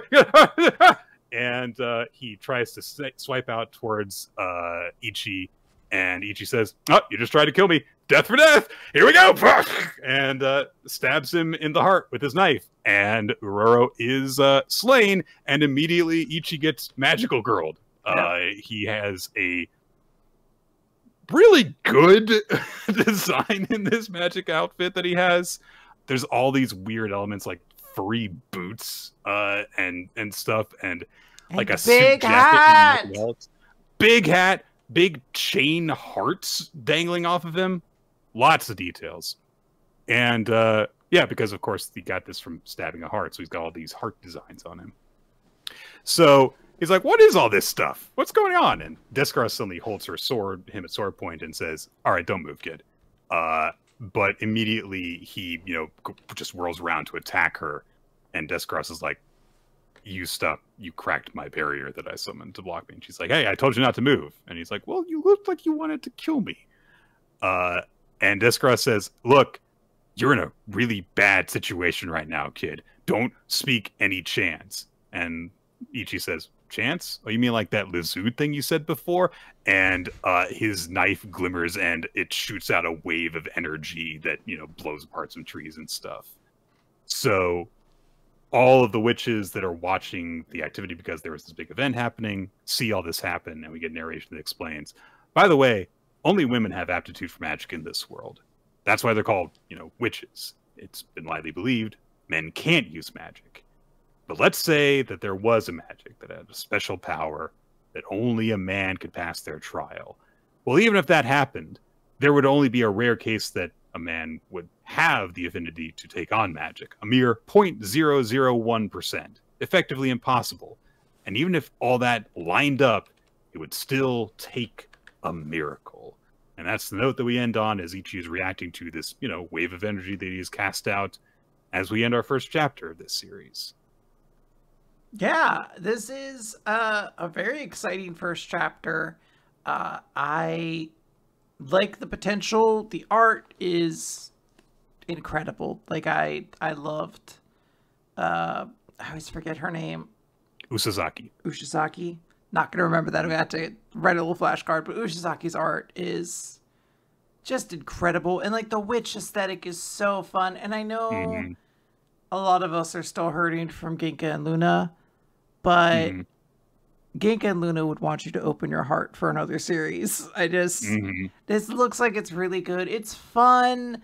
The designs are like majestic, but like the series doesn't feel like cloisteringly serious or anything like that. Like it feels very silly. The characters are allowed, like the king magic is allowed to look like a dope when he gets caught in the trap, and the abyssal witch like immediately like does like a shocked face when she's like, "Oh god, this guy is too powerful." Like, it's fun. I like how everything's working. I'm excited to see where this series goes. Yeah, it's a very, very good start. I don't want to get my hopes up too high because I'm at the level of like, if I get my hopes up too high, I'm going to be sad. Sure. That's how much I liked this, and so I was like, no, don't don't curse yourself, Nick. Yeah, that kind of thing. We remember. Oh God, what was the directing manga again? Oh yeah, Tenmaku Cinema. Tenmaku Cinema. We don't get Tenmaku Cinema. Mm-hmm. In the meantime, though, let's talk about Ultimate Exorcist Kiyoshi. This is chapter 11, The Exorcist Sosuke. In case you couldn't tell, it's a Sosuke chapter about the guy who is kind of Kiyoshi's self-proclaimed rival, and we get his introduction to himself. Where he's like trying to pose all moodily and stuff, saying like, "Oh, I graduated at nearly the top of my class, and now I've been assigned to this special night squad, Concordia, the Knights of Light." And so we do get a little bit of an introduction to some of the other members of his squad, but only very, very, very briefly. And he's like, "Hey, this is one of the top 3 greatest knighthoods here. And every one of the members is a Grand Cross or higher. This is the best chance that I have to be a Cross Paladin, is to be here." And so he's working on a job with Suru, who's like, "All right, we're only here to exorcise demons and stuff." And another member there is like, "Oh, he's so inflexible and everything." And so they're like, "All right, let's go grab some food." And Sosuke says something that doesn't really come up in the rest of the chapter. "Oh, I can't. I've got a date with the girl." And he's like, they're like, "What? You've got a girl? All right." But they say like, "Hey, you're really relaxed for someone who's got an exam coming up." And he's like, "That's true, but Grand Cross is just a stepping stone." And then we cut over to Sosuke, who is doing training. I don't know if he was lying about having a date with a girl to do this special training, or I like to think he did have a date with a girl, but also he did this afterwards. And so he's thinking to himself, like, "I don't need to work for it. I was born elite. Setbacks and despair keep their distance. It doesn't matter who my opponent is. The one who will become a cross paladin." And he flashes to thinking about Kiyoshi for a second, and then he goes, "Is me." Then we get to see a little bit of Sosuke's home life. He's leaving his mansion, and so there's like, a butler who is like really worried about him, and he's like, "I'm not a kid. You don't have to worry about me." Butler runs off like, "You're such a good boy. You're such a good young man. Your mother would have been proud." A maid comes up to him, and she says, "Oh, all the maids made this good luck charm for you." And Sosuke says, "No, thank you. I refuse to trust in anything but my own power." So the maid's like really disappointed for a second. Sosuke's like, "All right," takes it. "Okay, I'm leaving." And then another servant comes in and says, "Young master, before you go, your father left a message for you. If you bring shame to the Hitsuki family name, don't worry about it too much and just take it easy. Good luck." This is a very good short scene here. I love that we've got all this, the privileged young rival character stuff, and just like every single turn of it is like, no, he's just, all these servants love him. Yeah. He has a good relationship with all of them. He's got a good relationship with his father. There's not, this weight on him and everything. So, yeah. He goes to the exam site, shows up with the other young recruits at the Knights of Light, and they're all looking cool, hands in pockets and stuff. Sit down on a bench. We briefly are introduced to Tetsuyama and Kusakari. We'll see if they ever do anything. But they're hanging out with Sosuke. The leader of the academy shows up with his weird crosshair, and he says, "All right, Grand Cross assessment test. You can all use your powers to the fullest. You're all supposed to compete with each other here. First test, endure my assault for 1 hour." And he just starts summoning these huge balls of rubble to throw at people. And he's like, "Hey, demons can strike whenever you least expect it." And everyone's like, "Well, God, this is really bad," because this guy's a former cross paladin. He's very strong. Sosuke and the others sitting with him are having a really easy time, especially because Sosuke is so good that he's kind of deflecting a lot of the stuff that comes their way. But another student, as he is trying to take the test, is about to get crushed when all of a sudden Kiyoshi shows up. Shows up late, as he always does, uses a big technique to blast away all the rubble flying everywhere, and he has this cool entrance shot of just looking down at the guy he protected and says, "Hey, you okay?" And then he realizes, like, oh, I shouldn't be helping people because this is a test for everyone. Oh, I'm all flustered because I don't know anyone here. And then Sasuke says, why are you here? It's Hitsuki! I found a friend! Yeah. He's cute. It's very cute. I hope the best things for this series. I feel like I heard something that wasn't super positive in its future, but I still hope it may pull through because I do find it enjoyable. But I suppose it's time to talk about Marriagetoxin, Chapter 100, the big 100. It is actually a pretty big chapter. It does nothing really to follow up on all the stuff alluded to in the previous one, but something arguably more important happens here. Yeah, we're seeing the real end game. That's what we're teasing. They're focusing a lot on the actual, premise of the story in terms of like, hey, Gendo? I've forgotten his name. No. Ghetto. Ghetto? Yeah. Garo. Garo. There it is. So, he actually is on his way home from his date with Ushio, and is walking with Kinosaki. And he's like, oh yeah, I had a lot of fun there and stuff. Got to exchange contact info. How about you, Kinosaki? You want to go somewhere? And first off, we get this beautiful 2-page spread of the two of them dancing together. So cute. Oh Very my god. And then Kinosaki's like, somewhere I want to go. What do you mean? And Garo's like, well, we can just go somewhere fun. You've been helping me out a lot, and we don't have a lot of time to just like hang out, and I want to do something to thank you, even if it's just for one day. And Kinosaki's like, you mean like a date? And Garo looks at Kinosaki like, and Kinosaki says, no, that's not the kind of relationship we have, remember? Playing all coy and playful like they usually do. And then Garo's like, oh, but it's like we're both guys, so that doesn't count. Garo, all the weirdos you hang out with, do you not know one gay person?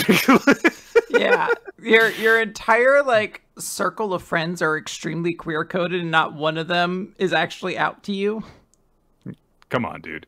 At least half the girls you're dating are bisexual. I don't know how to tell you this, but they are. Probably. So, but Kinosaki rethinks. Yeah, that is true. His sister is a lesbian. He should know this. His sister is a lesbian. He took on this job so that his sister could hang out with her girlfriend. Maybe he doesn't think anyone is gay unless they specifically tell him. Yeah. But Kinosaki it would make sense. Like, my man has 0 gaydar. Kinosaki looks at, so maybe it's because he just overwhelms it himself. Anyway, so Kiyosaki says like, okay, well, we can't go on a date, but if we go on a training camp, then that's okay.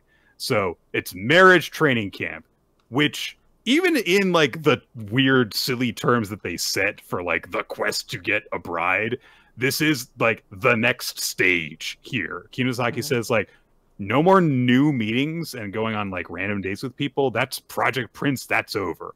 On to the next stage, Project Precious, which is you have to have at least one of the 6 girls that you're currently seeing, Himekawa, Urashino, Arashiyama, Akakura, Himi, or Ushio. You're going to spend more time with them, deepen your bonds, and you're going to no longer just try and make their hearts skip a beat, but make them feel something deep in their heart, like they want to spend the rest of their life with you.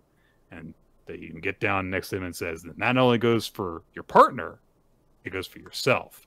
And could not possibly like be more heavily implying, because Kinosaki gets down on their knees in front of Garo, presses their hand against his heart while saying, and you need to feel something in your heart that you want to be with that person.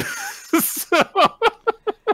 I don't know. I amusingly send a lot of not to pull us back to X-Men, but I've been sending a lot of X-Men memes around, and one of them is just the fact that I somehow winded up on the fan edits side of X-Men TikTok, basically. And I got somebody who was looking at the original script for Days of Future Past and was like, Magneto was originally supposed to die in Professor X's arms. Are you fucking kidding me? These are the gayest people to ever exist. Like, there's so much raw sexual energy between these two. It is driving me crazy. And this is like the same level I get here where I'm like, he is literally going to touch his heart and be like, you have to feel something in your heart too, Geto. Like, come on. If they don't do this ship, I'm going to be angry now. So Kinosaki, who has a cat on their shoulder right now, but I don't know where the cat came from. But it's like, hey, lecture's over. We're at the hot springs. We're going to do a hot spring date drill. They go on a date. Like, they go on a freaking date, and Kinosaki and Gero are wearing cat ears, and Kinosaki's got cat paws on and a cat bag, and they're doing kitty-themed hot spring stuff. And then afterwards, chill out in the hot spring. Of course this was coming. So Gero is just hanging out in the hot spring, first of all, and then Kinosaki approaches and says, oh, man, open-air hot spring. Oh, awesome, Gero. And Gero's like, why are you doing this? And Kinosaki's just like, very calmly, like, goes over and does the whole, like, you know, bathing yourself before getting into the hot spring thing. And it's like, this is actually part of your training camp, which is keeping your cool no matter what. Also, we've got the whole place to ourselves, so chill out. And also, like, throws Gero's own words back at him, like, we're both guys, so what's the big deal?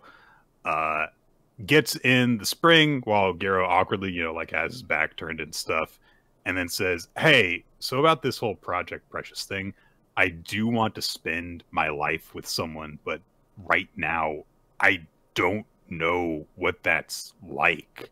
So while I want that, the thought also scares me because I've always lived alone, basically, because I could die at any time in my profession. So I don't know what it would even be like to have that kind of connection. Kinosaki gets out of the bath and holds their hand out to Gero, while saying, I don't know what it would be like to have that kind of connection with someone. And Kinosaki says, hey, look, everybody's scared of firsts, but don't worry, you'll be fine. I'm right here with you. Come on. There is significance to this being chapter 100, Nick. Oh, yeah. I am convinced this is endgame. Kinosaki's knee manages to buckle at just the point where Gero, like, was taking their hand, so they slip and fall in the bath, and their towel becomes dislodged. So Gero catches Kinosaki princess style very, very easily, but this exposes a really prominent scar in the middle of Kinosaki's chest, like, going vertically. It almost looks like a star. Yes. We don't see, like, the full amount of it because some of it's a little bit covered up by the towel. And then, of course, there's, like, that awkwardness now between them. And so they're both, you know, like, at opposite ends of the bath and stuff. And Gero's like, hey, are you okay? Are you hurt? And then Kinosaki's like, hey, let's keep that scar a little secret. You know, it goes back to being all teasing and stuff. And Gero gets flustered and his head goes kaboom because he can't handle this kind of thing. That's the end of the chapter. So interesting. There's, like, some very, like, you have to be the most willingly ignorant person in the world to read this and be like, there's nothing going on between Gero and Kinosaki. You had to be so committed to heterosexuality at that point. So committed. I am not, like, fully on board their end game or anything like that, but at the very least there is, like, this play that Kinosaki is doing, which is, oh, one of these 6 girls will be the one that you end up with. It's like, Kinosaki's the 7th love interest. I was gonna say, like 7's a more iconic number. Like, you throw that in there. I think this is good. I like that we're getting a little more Kinosaki teasing. He, like, I think it was very early on, kind of alluded to the idea that he wasn't expecting to be around much longer. So perhaps that's going to tie into this. Like, maybe there's some kind of ticking bomb inside of there or something like that. But yeah, I think it was very cute. I like that it was, like, gentle. I also like that this was just randomly a cat-themed hot tub place or a hot spring. So just love that this is a world where, like, cat-themed hot springs and shark-themed restaurants can just exist, and I want that world. Yeah. Well, I did really also appreciate, because, like, as soon as I saw, like, hot springs, I was like, there is going to be something happening with a towel coming loose here. Oh, yeah. And it did, but the way that it happened did legitimately make me go, "Oh, what's that?" Like, so, congrats on playing with the cliche there and doing something different with it. I appreciate that. Let's talk about new Exorcist chapter 65, Defeat. I want to talk about it because it's a huge chapter for Zeno. Zeno's alive. Only for Zeno to not be the character they revealed at the end that I thought they were going to. Yeah. So Zeno, his family is all okay after all the huge calamity that happened in the city when the kaijus showed up because of what happened with Nue and Raisei and stuff. And there is just this massive painting that his family is looking at where it's like, oh, this is the god who once saved our city from a massive tsunami. And their dad is showing it to them and stuff, and it says like, "Oh, the god is sure to save us from this too, so you don't have to be scared." And Zeno's like, "This is dumb. I'm gonna go check on the neighbors." There was something where I'm like, is Zeno's like? I feel like I'm supposed to think something of this character. Like I'm supposed to be like, he's wiser than he lets on, or he knows more. Like I can't tell what I'm supposed to feel about this character. Like I can't tell if this is normal dialogue or if it's to hint that he is aware of something grander.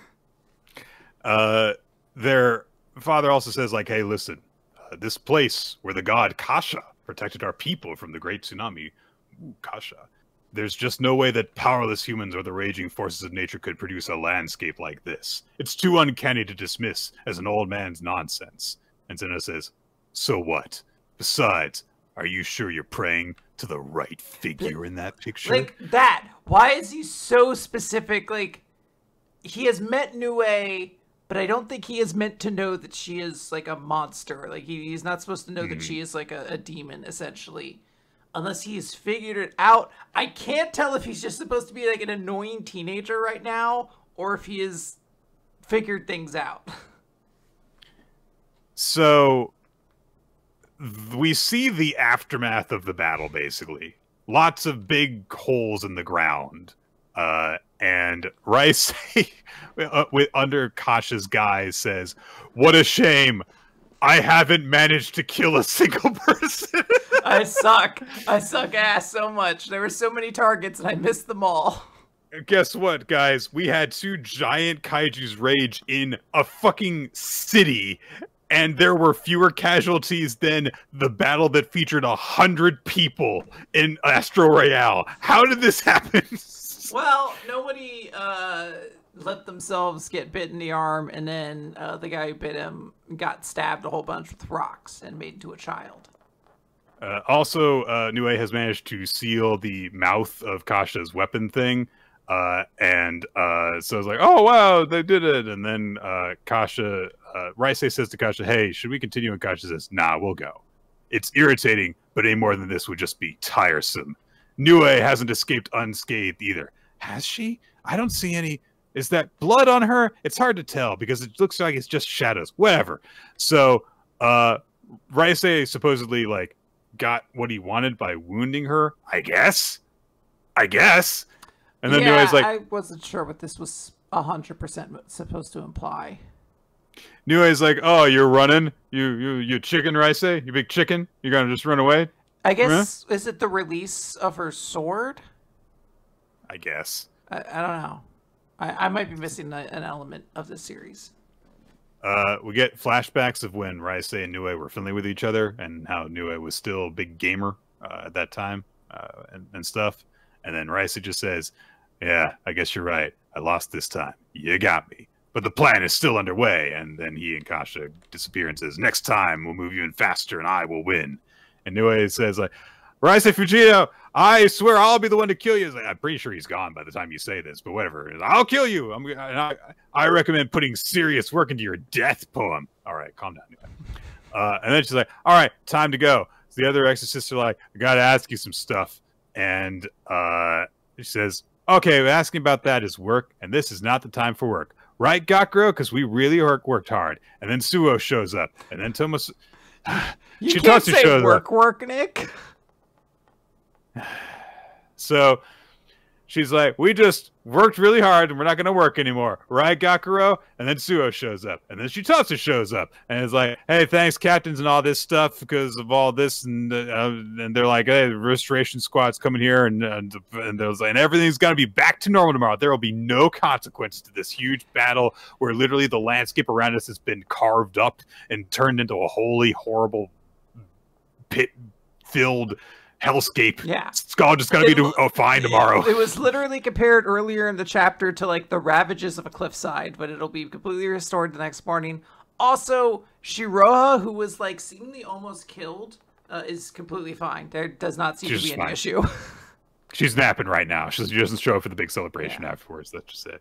And she says, we drove off the enemy and didn't lose a single member of our team, so this is a perfect victory for our side. It was truly excellent work, all of you. Cool. So the next day, Zeno is in school along with some other guy, and then Gakuro is like, "See you guys later," because it's after school. Because Nue is like, "We're gonna have a party afterwards. It's a yakiniku party on our brand new table. So don't eat too big because we're gonna eat yakiniku." And we get some chibi drawings for some reason of Gakuro running into the other all the girls like in the hallway and stuff before they go in. They could have just like shown up at the door, whatever. Anyway, so they're like, "Oh man, we're gonna apparently have a new comrade to meet. I wonder what they'll be like." And Shitatsu's like, "I'll break the ice for all of us. It'll be cool." Goes in. Turns out the new comrade is Hakutaku, who is bound to a chair. And immediately Shitatsu's like, "Die!" Which I do like that reaction. Yeah, this girl, good one. So she's also upset on Fujino's behalf. Yeah, I was gonna say it would make a little sense also if Shiroha had a reaction to this. This is the girl Shiroha fought, isn't it? Yep. Yeah. So okay, next week I guess. No, or maybe never. No. Can't have Shiroha do anything. Come on. So, Nue keeps saying, it's like, "Hey, let's get acquainted. Time to ask our new member, Hakutaku, about her former job." And they're like, "This is clearly just an interrogation and stuff." So it's, again, like, Nue has forcefully recruited a former enemy as a member of the team, basically against their will. But she is a hot woman, so I'm assuming that she's going to be treated differently than guy who trains Gakuro. So, that's it, everybody! Yeah, well, we know that she's like a battle cool instructor lady, so she's going to do battle cool instructing things to teach our kids to do more cool things. Yeah. And we haven't even seen the max level of Xenoblade yet, you know? So Xenomax. Yeah, that's coming up. Like, it's going to be like, Ultimate Zeno! And he's just going to shoot like a little bit larger of a fucking sword blast, and you're just like, I guess this is what the series is. I thought that this was garbage. On many levels. Moving on. Yes. Akane-banashi. Story 125, The Art of Subtraction. You sounded, in that moment, like Sam the Eagle. The Art of Subtraction? Yes, you had the exact cadence. You're like, the sound of... Time to talk about the most American of theater, Rakugo. They would do that shit. If anybody had known what Rakugo is back in the day, they would have put that in Muppet Treasure Island. Absolutely. Shigema, of course, is performing God of Death, Shinigami, and he's at the point where the protagonist has been brought by the God of Death into a cave full of candles. And the god says, "Every candle is a human life. That one over there is almost out. It's yours. You were blinded by your greed and saved the life of a sick man who was about to die, remember? And now your death is imminent." So the man says, "Oh, hold on. Hang on. I didn't know this would happen here. You can have all the money that I was paid. Just take it. Don't take my life. Don't take my life. Put it back the way it was supposed to be." So the god says, "Well, tell you what. If you can transfer that flame to this candle, it will extend your life. But if that flame goes out first, you will die." And keep in mind, of course, that this is a Rakugo performance. Yes. And so we cut over to Akane, who is like, I can see like the concentration in Master Shigima's face as he's trying desperately to get the candle to light by holding it to his own life. And Gakumon, at her side says, "It's the zone. There are times in the arts when you enter a state of extreme focus. It's like when Kanye has been entered into his zone." And it's weird because the only thing I can think of is Kuroko no Basket, where every time a character is, it's just very funny. Once the main character, the secondary lead, whatever the fuck you'd want to call him, goes into the zone for the first time, the only other 5 basketball players who matter all spiritually feel it in the air and like turn like, oh, someone else has entered our domain. It's very like cartoonish and funny to me. So Gakumon is like, oh, there are times when in the arts when you enter a state of extreme focus, and it kind of is like, so he's like locked in the zone, and Gakumon says, no, I'm saying the audience is.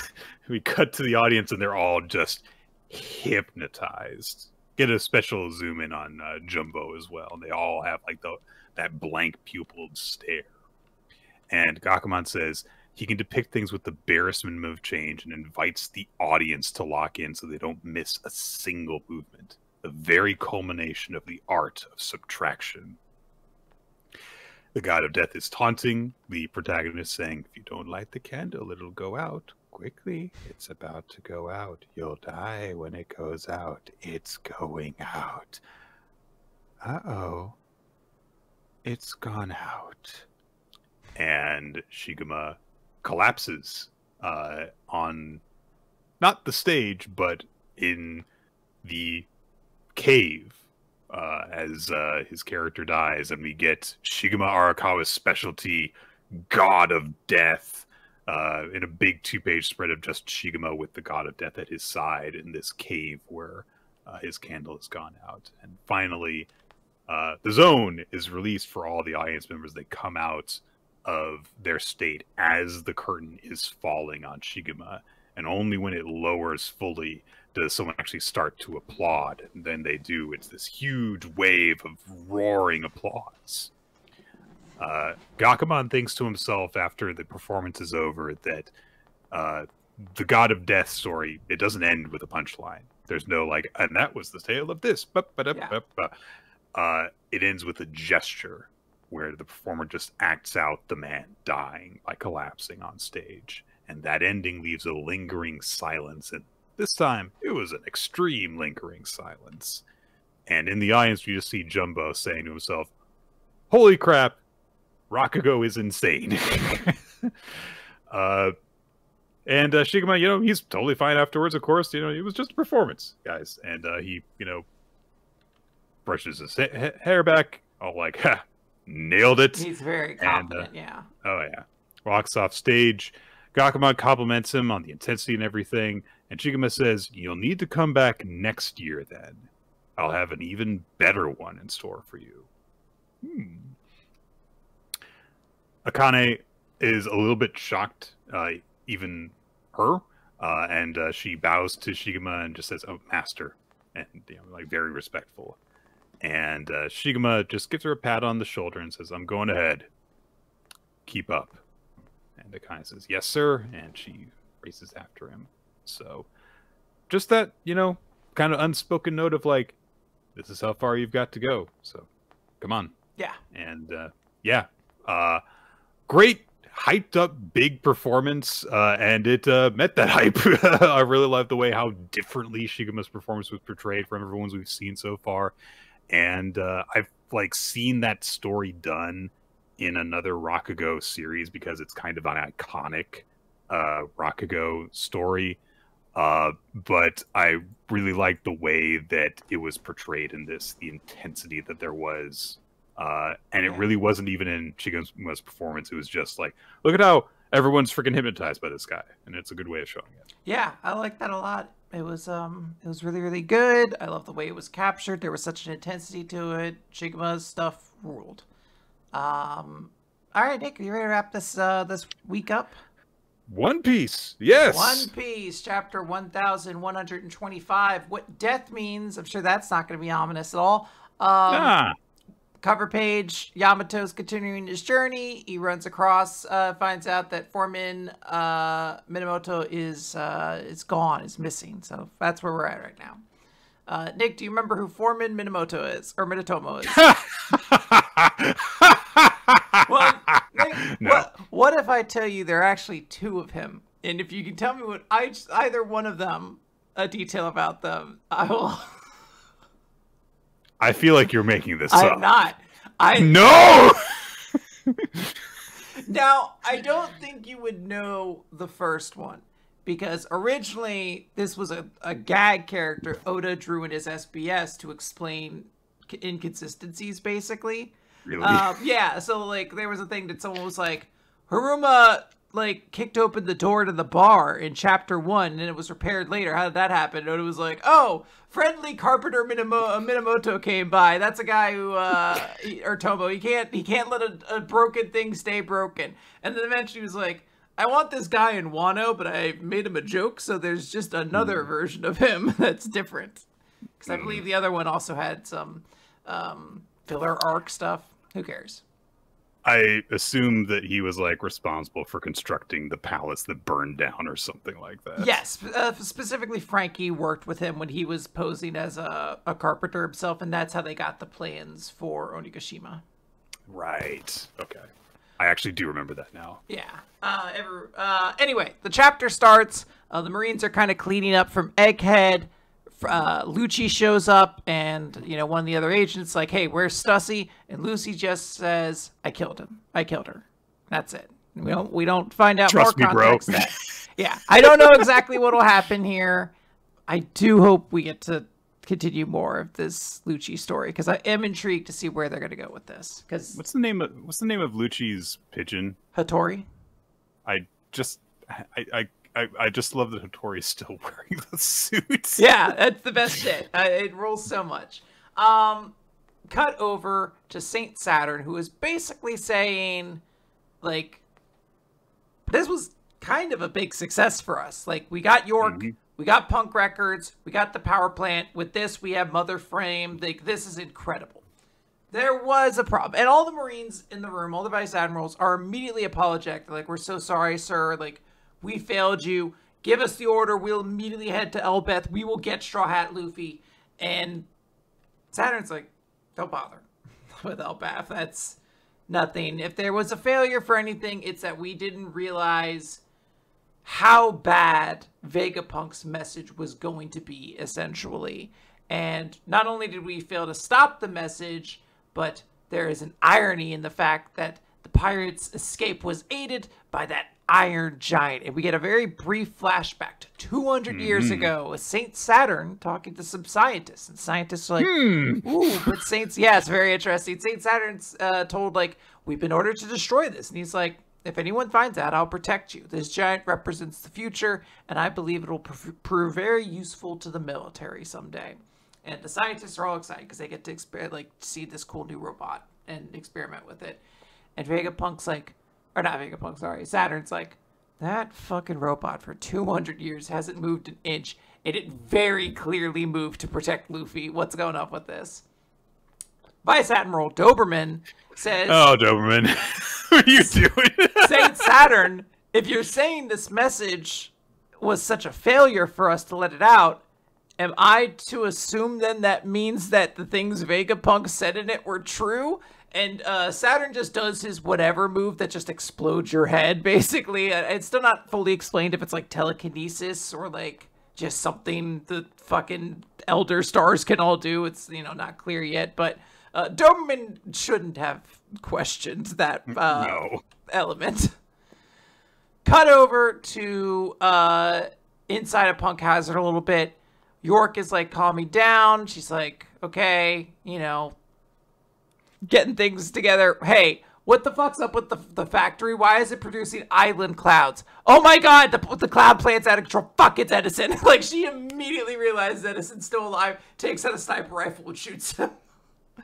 But he tricked her, because Punk Records is now literally floating away. It is drifting off, essentially. And we get, actually it's a little bit further in, I guess we get that.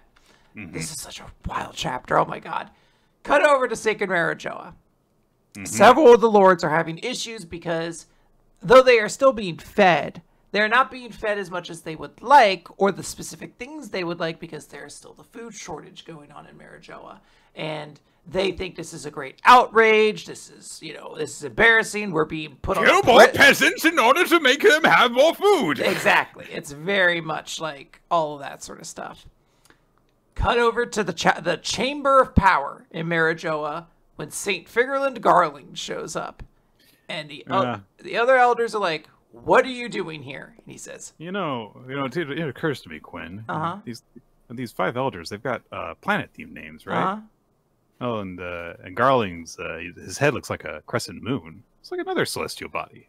Oh, yeah, I guess when you say that, yeah, it makes sense. Huh. Just a coincidence, though. Yeah, I wonder if Oda, I bet he didn't even think of that. I bet he was just like, whatever.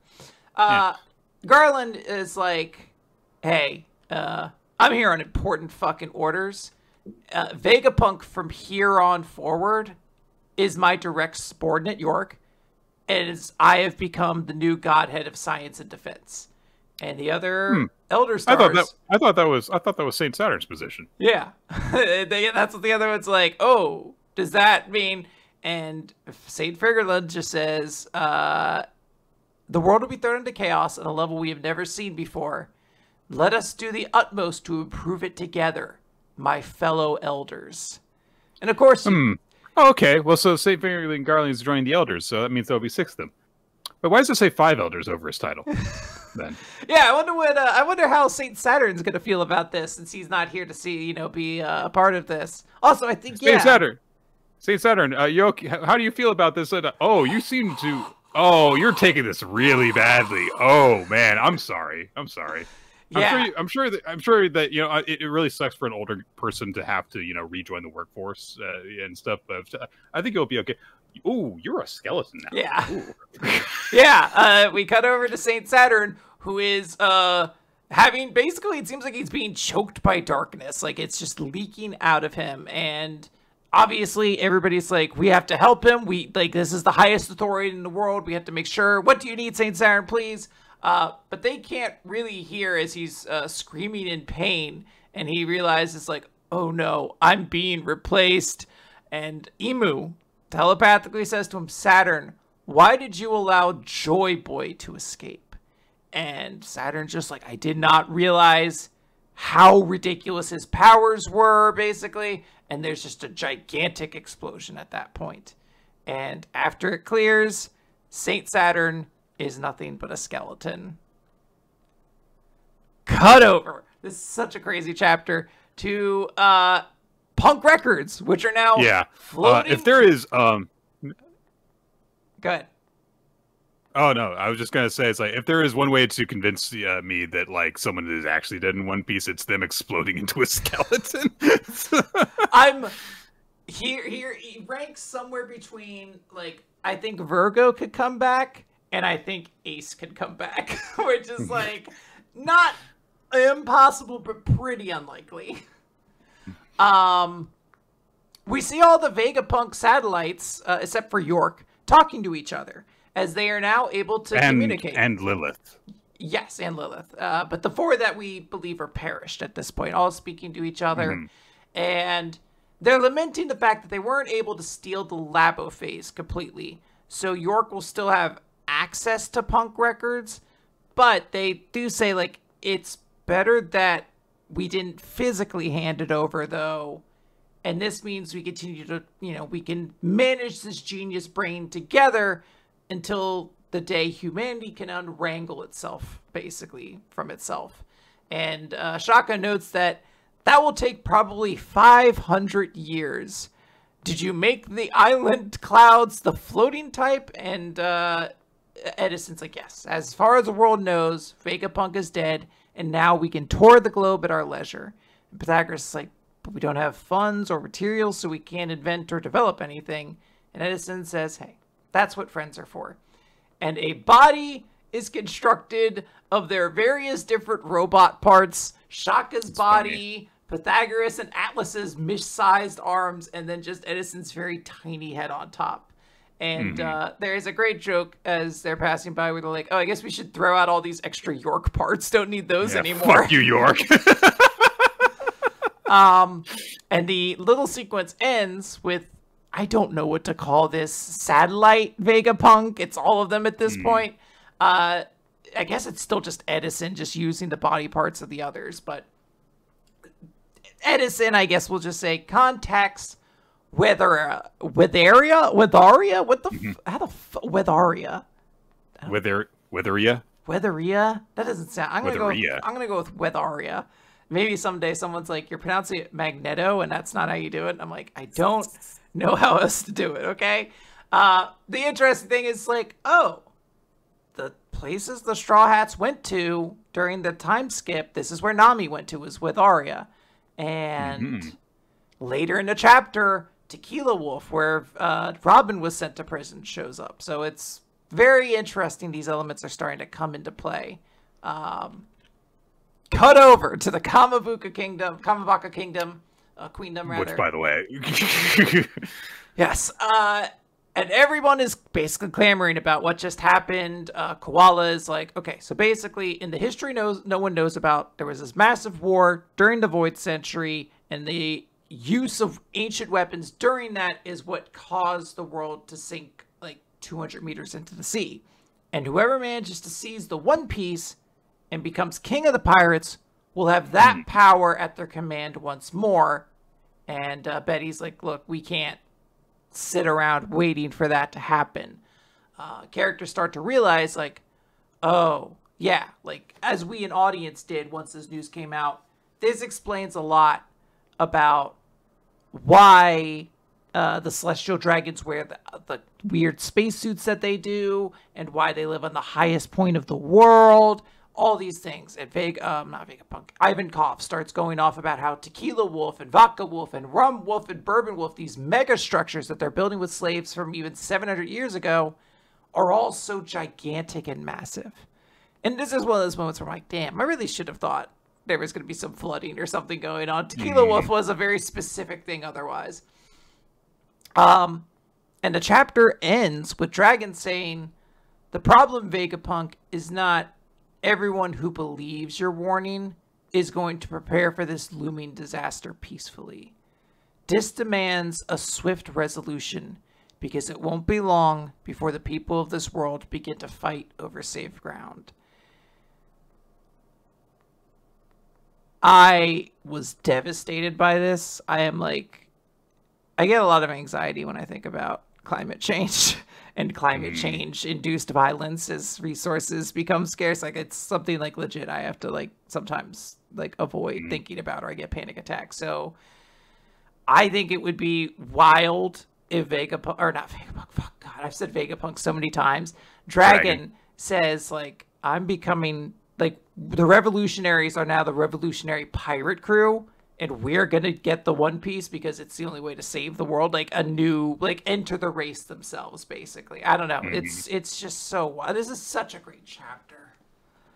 There is a lot to digest here. The changing of the world powers, which makes perfect sense. Like, the five elders confronted the Straw Hats and did not, like, do anything to them. They got away scot-free. They lost Bonnie. They lost Kuma. Like, they definitely took losses, despite the fact that it's like, oh, we have the Mother Flame. It's like, yeah, but you let, you know, freaking, like, stuff get out about the world. It's like all this stuff. They were humiliated. Yeah. Of course, that at least one of them is going to pay the piper. And it makes sense that it's Saturn, because he's the one that we got to know the most. Yes. To this point. The stuff with Vegapunk, I don't really know exactly where it's gonna go. It is interesting that this conglomerate Vegapunk is just the four of them, which is a very big indication of, like, well, Lilith is actually just separated from them, so she is just her own thing. Yes, currently. And then all this discussion of, like, oh, by the way, world events are happening, which is definitely ended on a very interesting note of just, like, the entire aspect, like you said, of, like, Dragon saying people are going to react to this and they're going to fight with each other. It's such a important thing for a character to say, Yeah. for it to not be the obvious thing for everyone, but for one person to have that perspective on it and to realize it and know that they need to take action because of it. And the fact that it's Dragon, who is just constantly been for hundreds and hundreds of chapters, just the guy who is ominously over there, while, you know, some of his subordinates do things. It's going to be very interesting to see if he freaking does something now. Yes, very much so. I want to see this guy get involved in the story. I want to see these characters, because, like, we got introduced to the different, like, division heads and stuff like that, Betty and Limburg and all that sort of shit. The only reason to have this many named characters is to, like, involve them in some way, like, to flesh out a group, and I'm like, this does feel like you could very easily justify, like, a crew to involve in, like, a fight at some point or something along those lines. And I'm just interested to see that. I want to see these characters do something. Like, it's, yeah, as you said, they've just been off to this side for the very long time, and it feels like they're now kind of forced to get involved in some way. Guys, that's going to do it for this somewhat late started edition of Weekly Manga Recap. So, Quinn, tell me, what was your favorite chapter this week? Who's your MVP?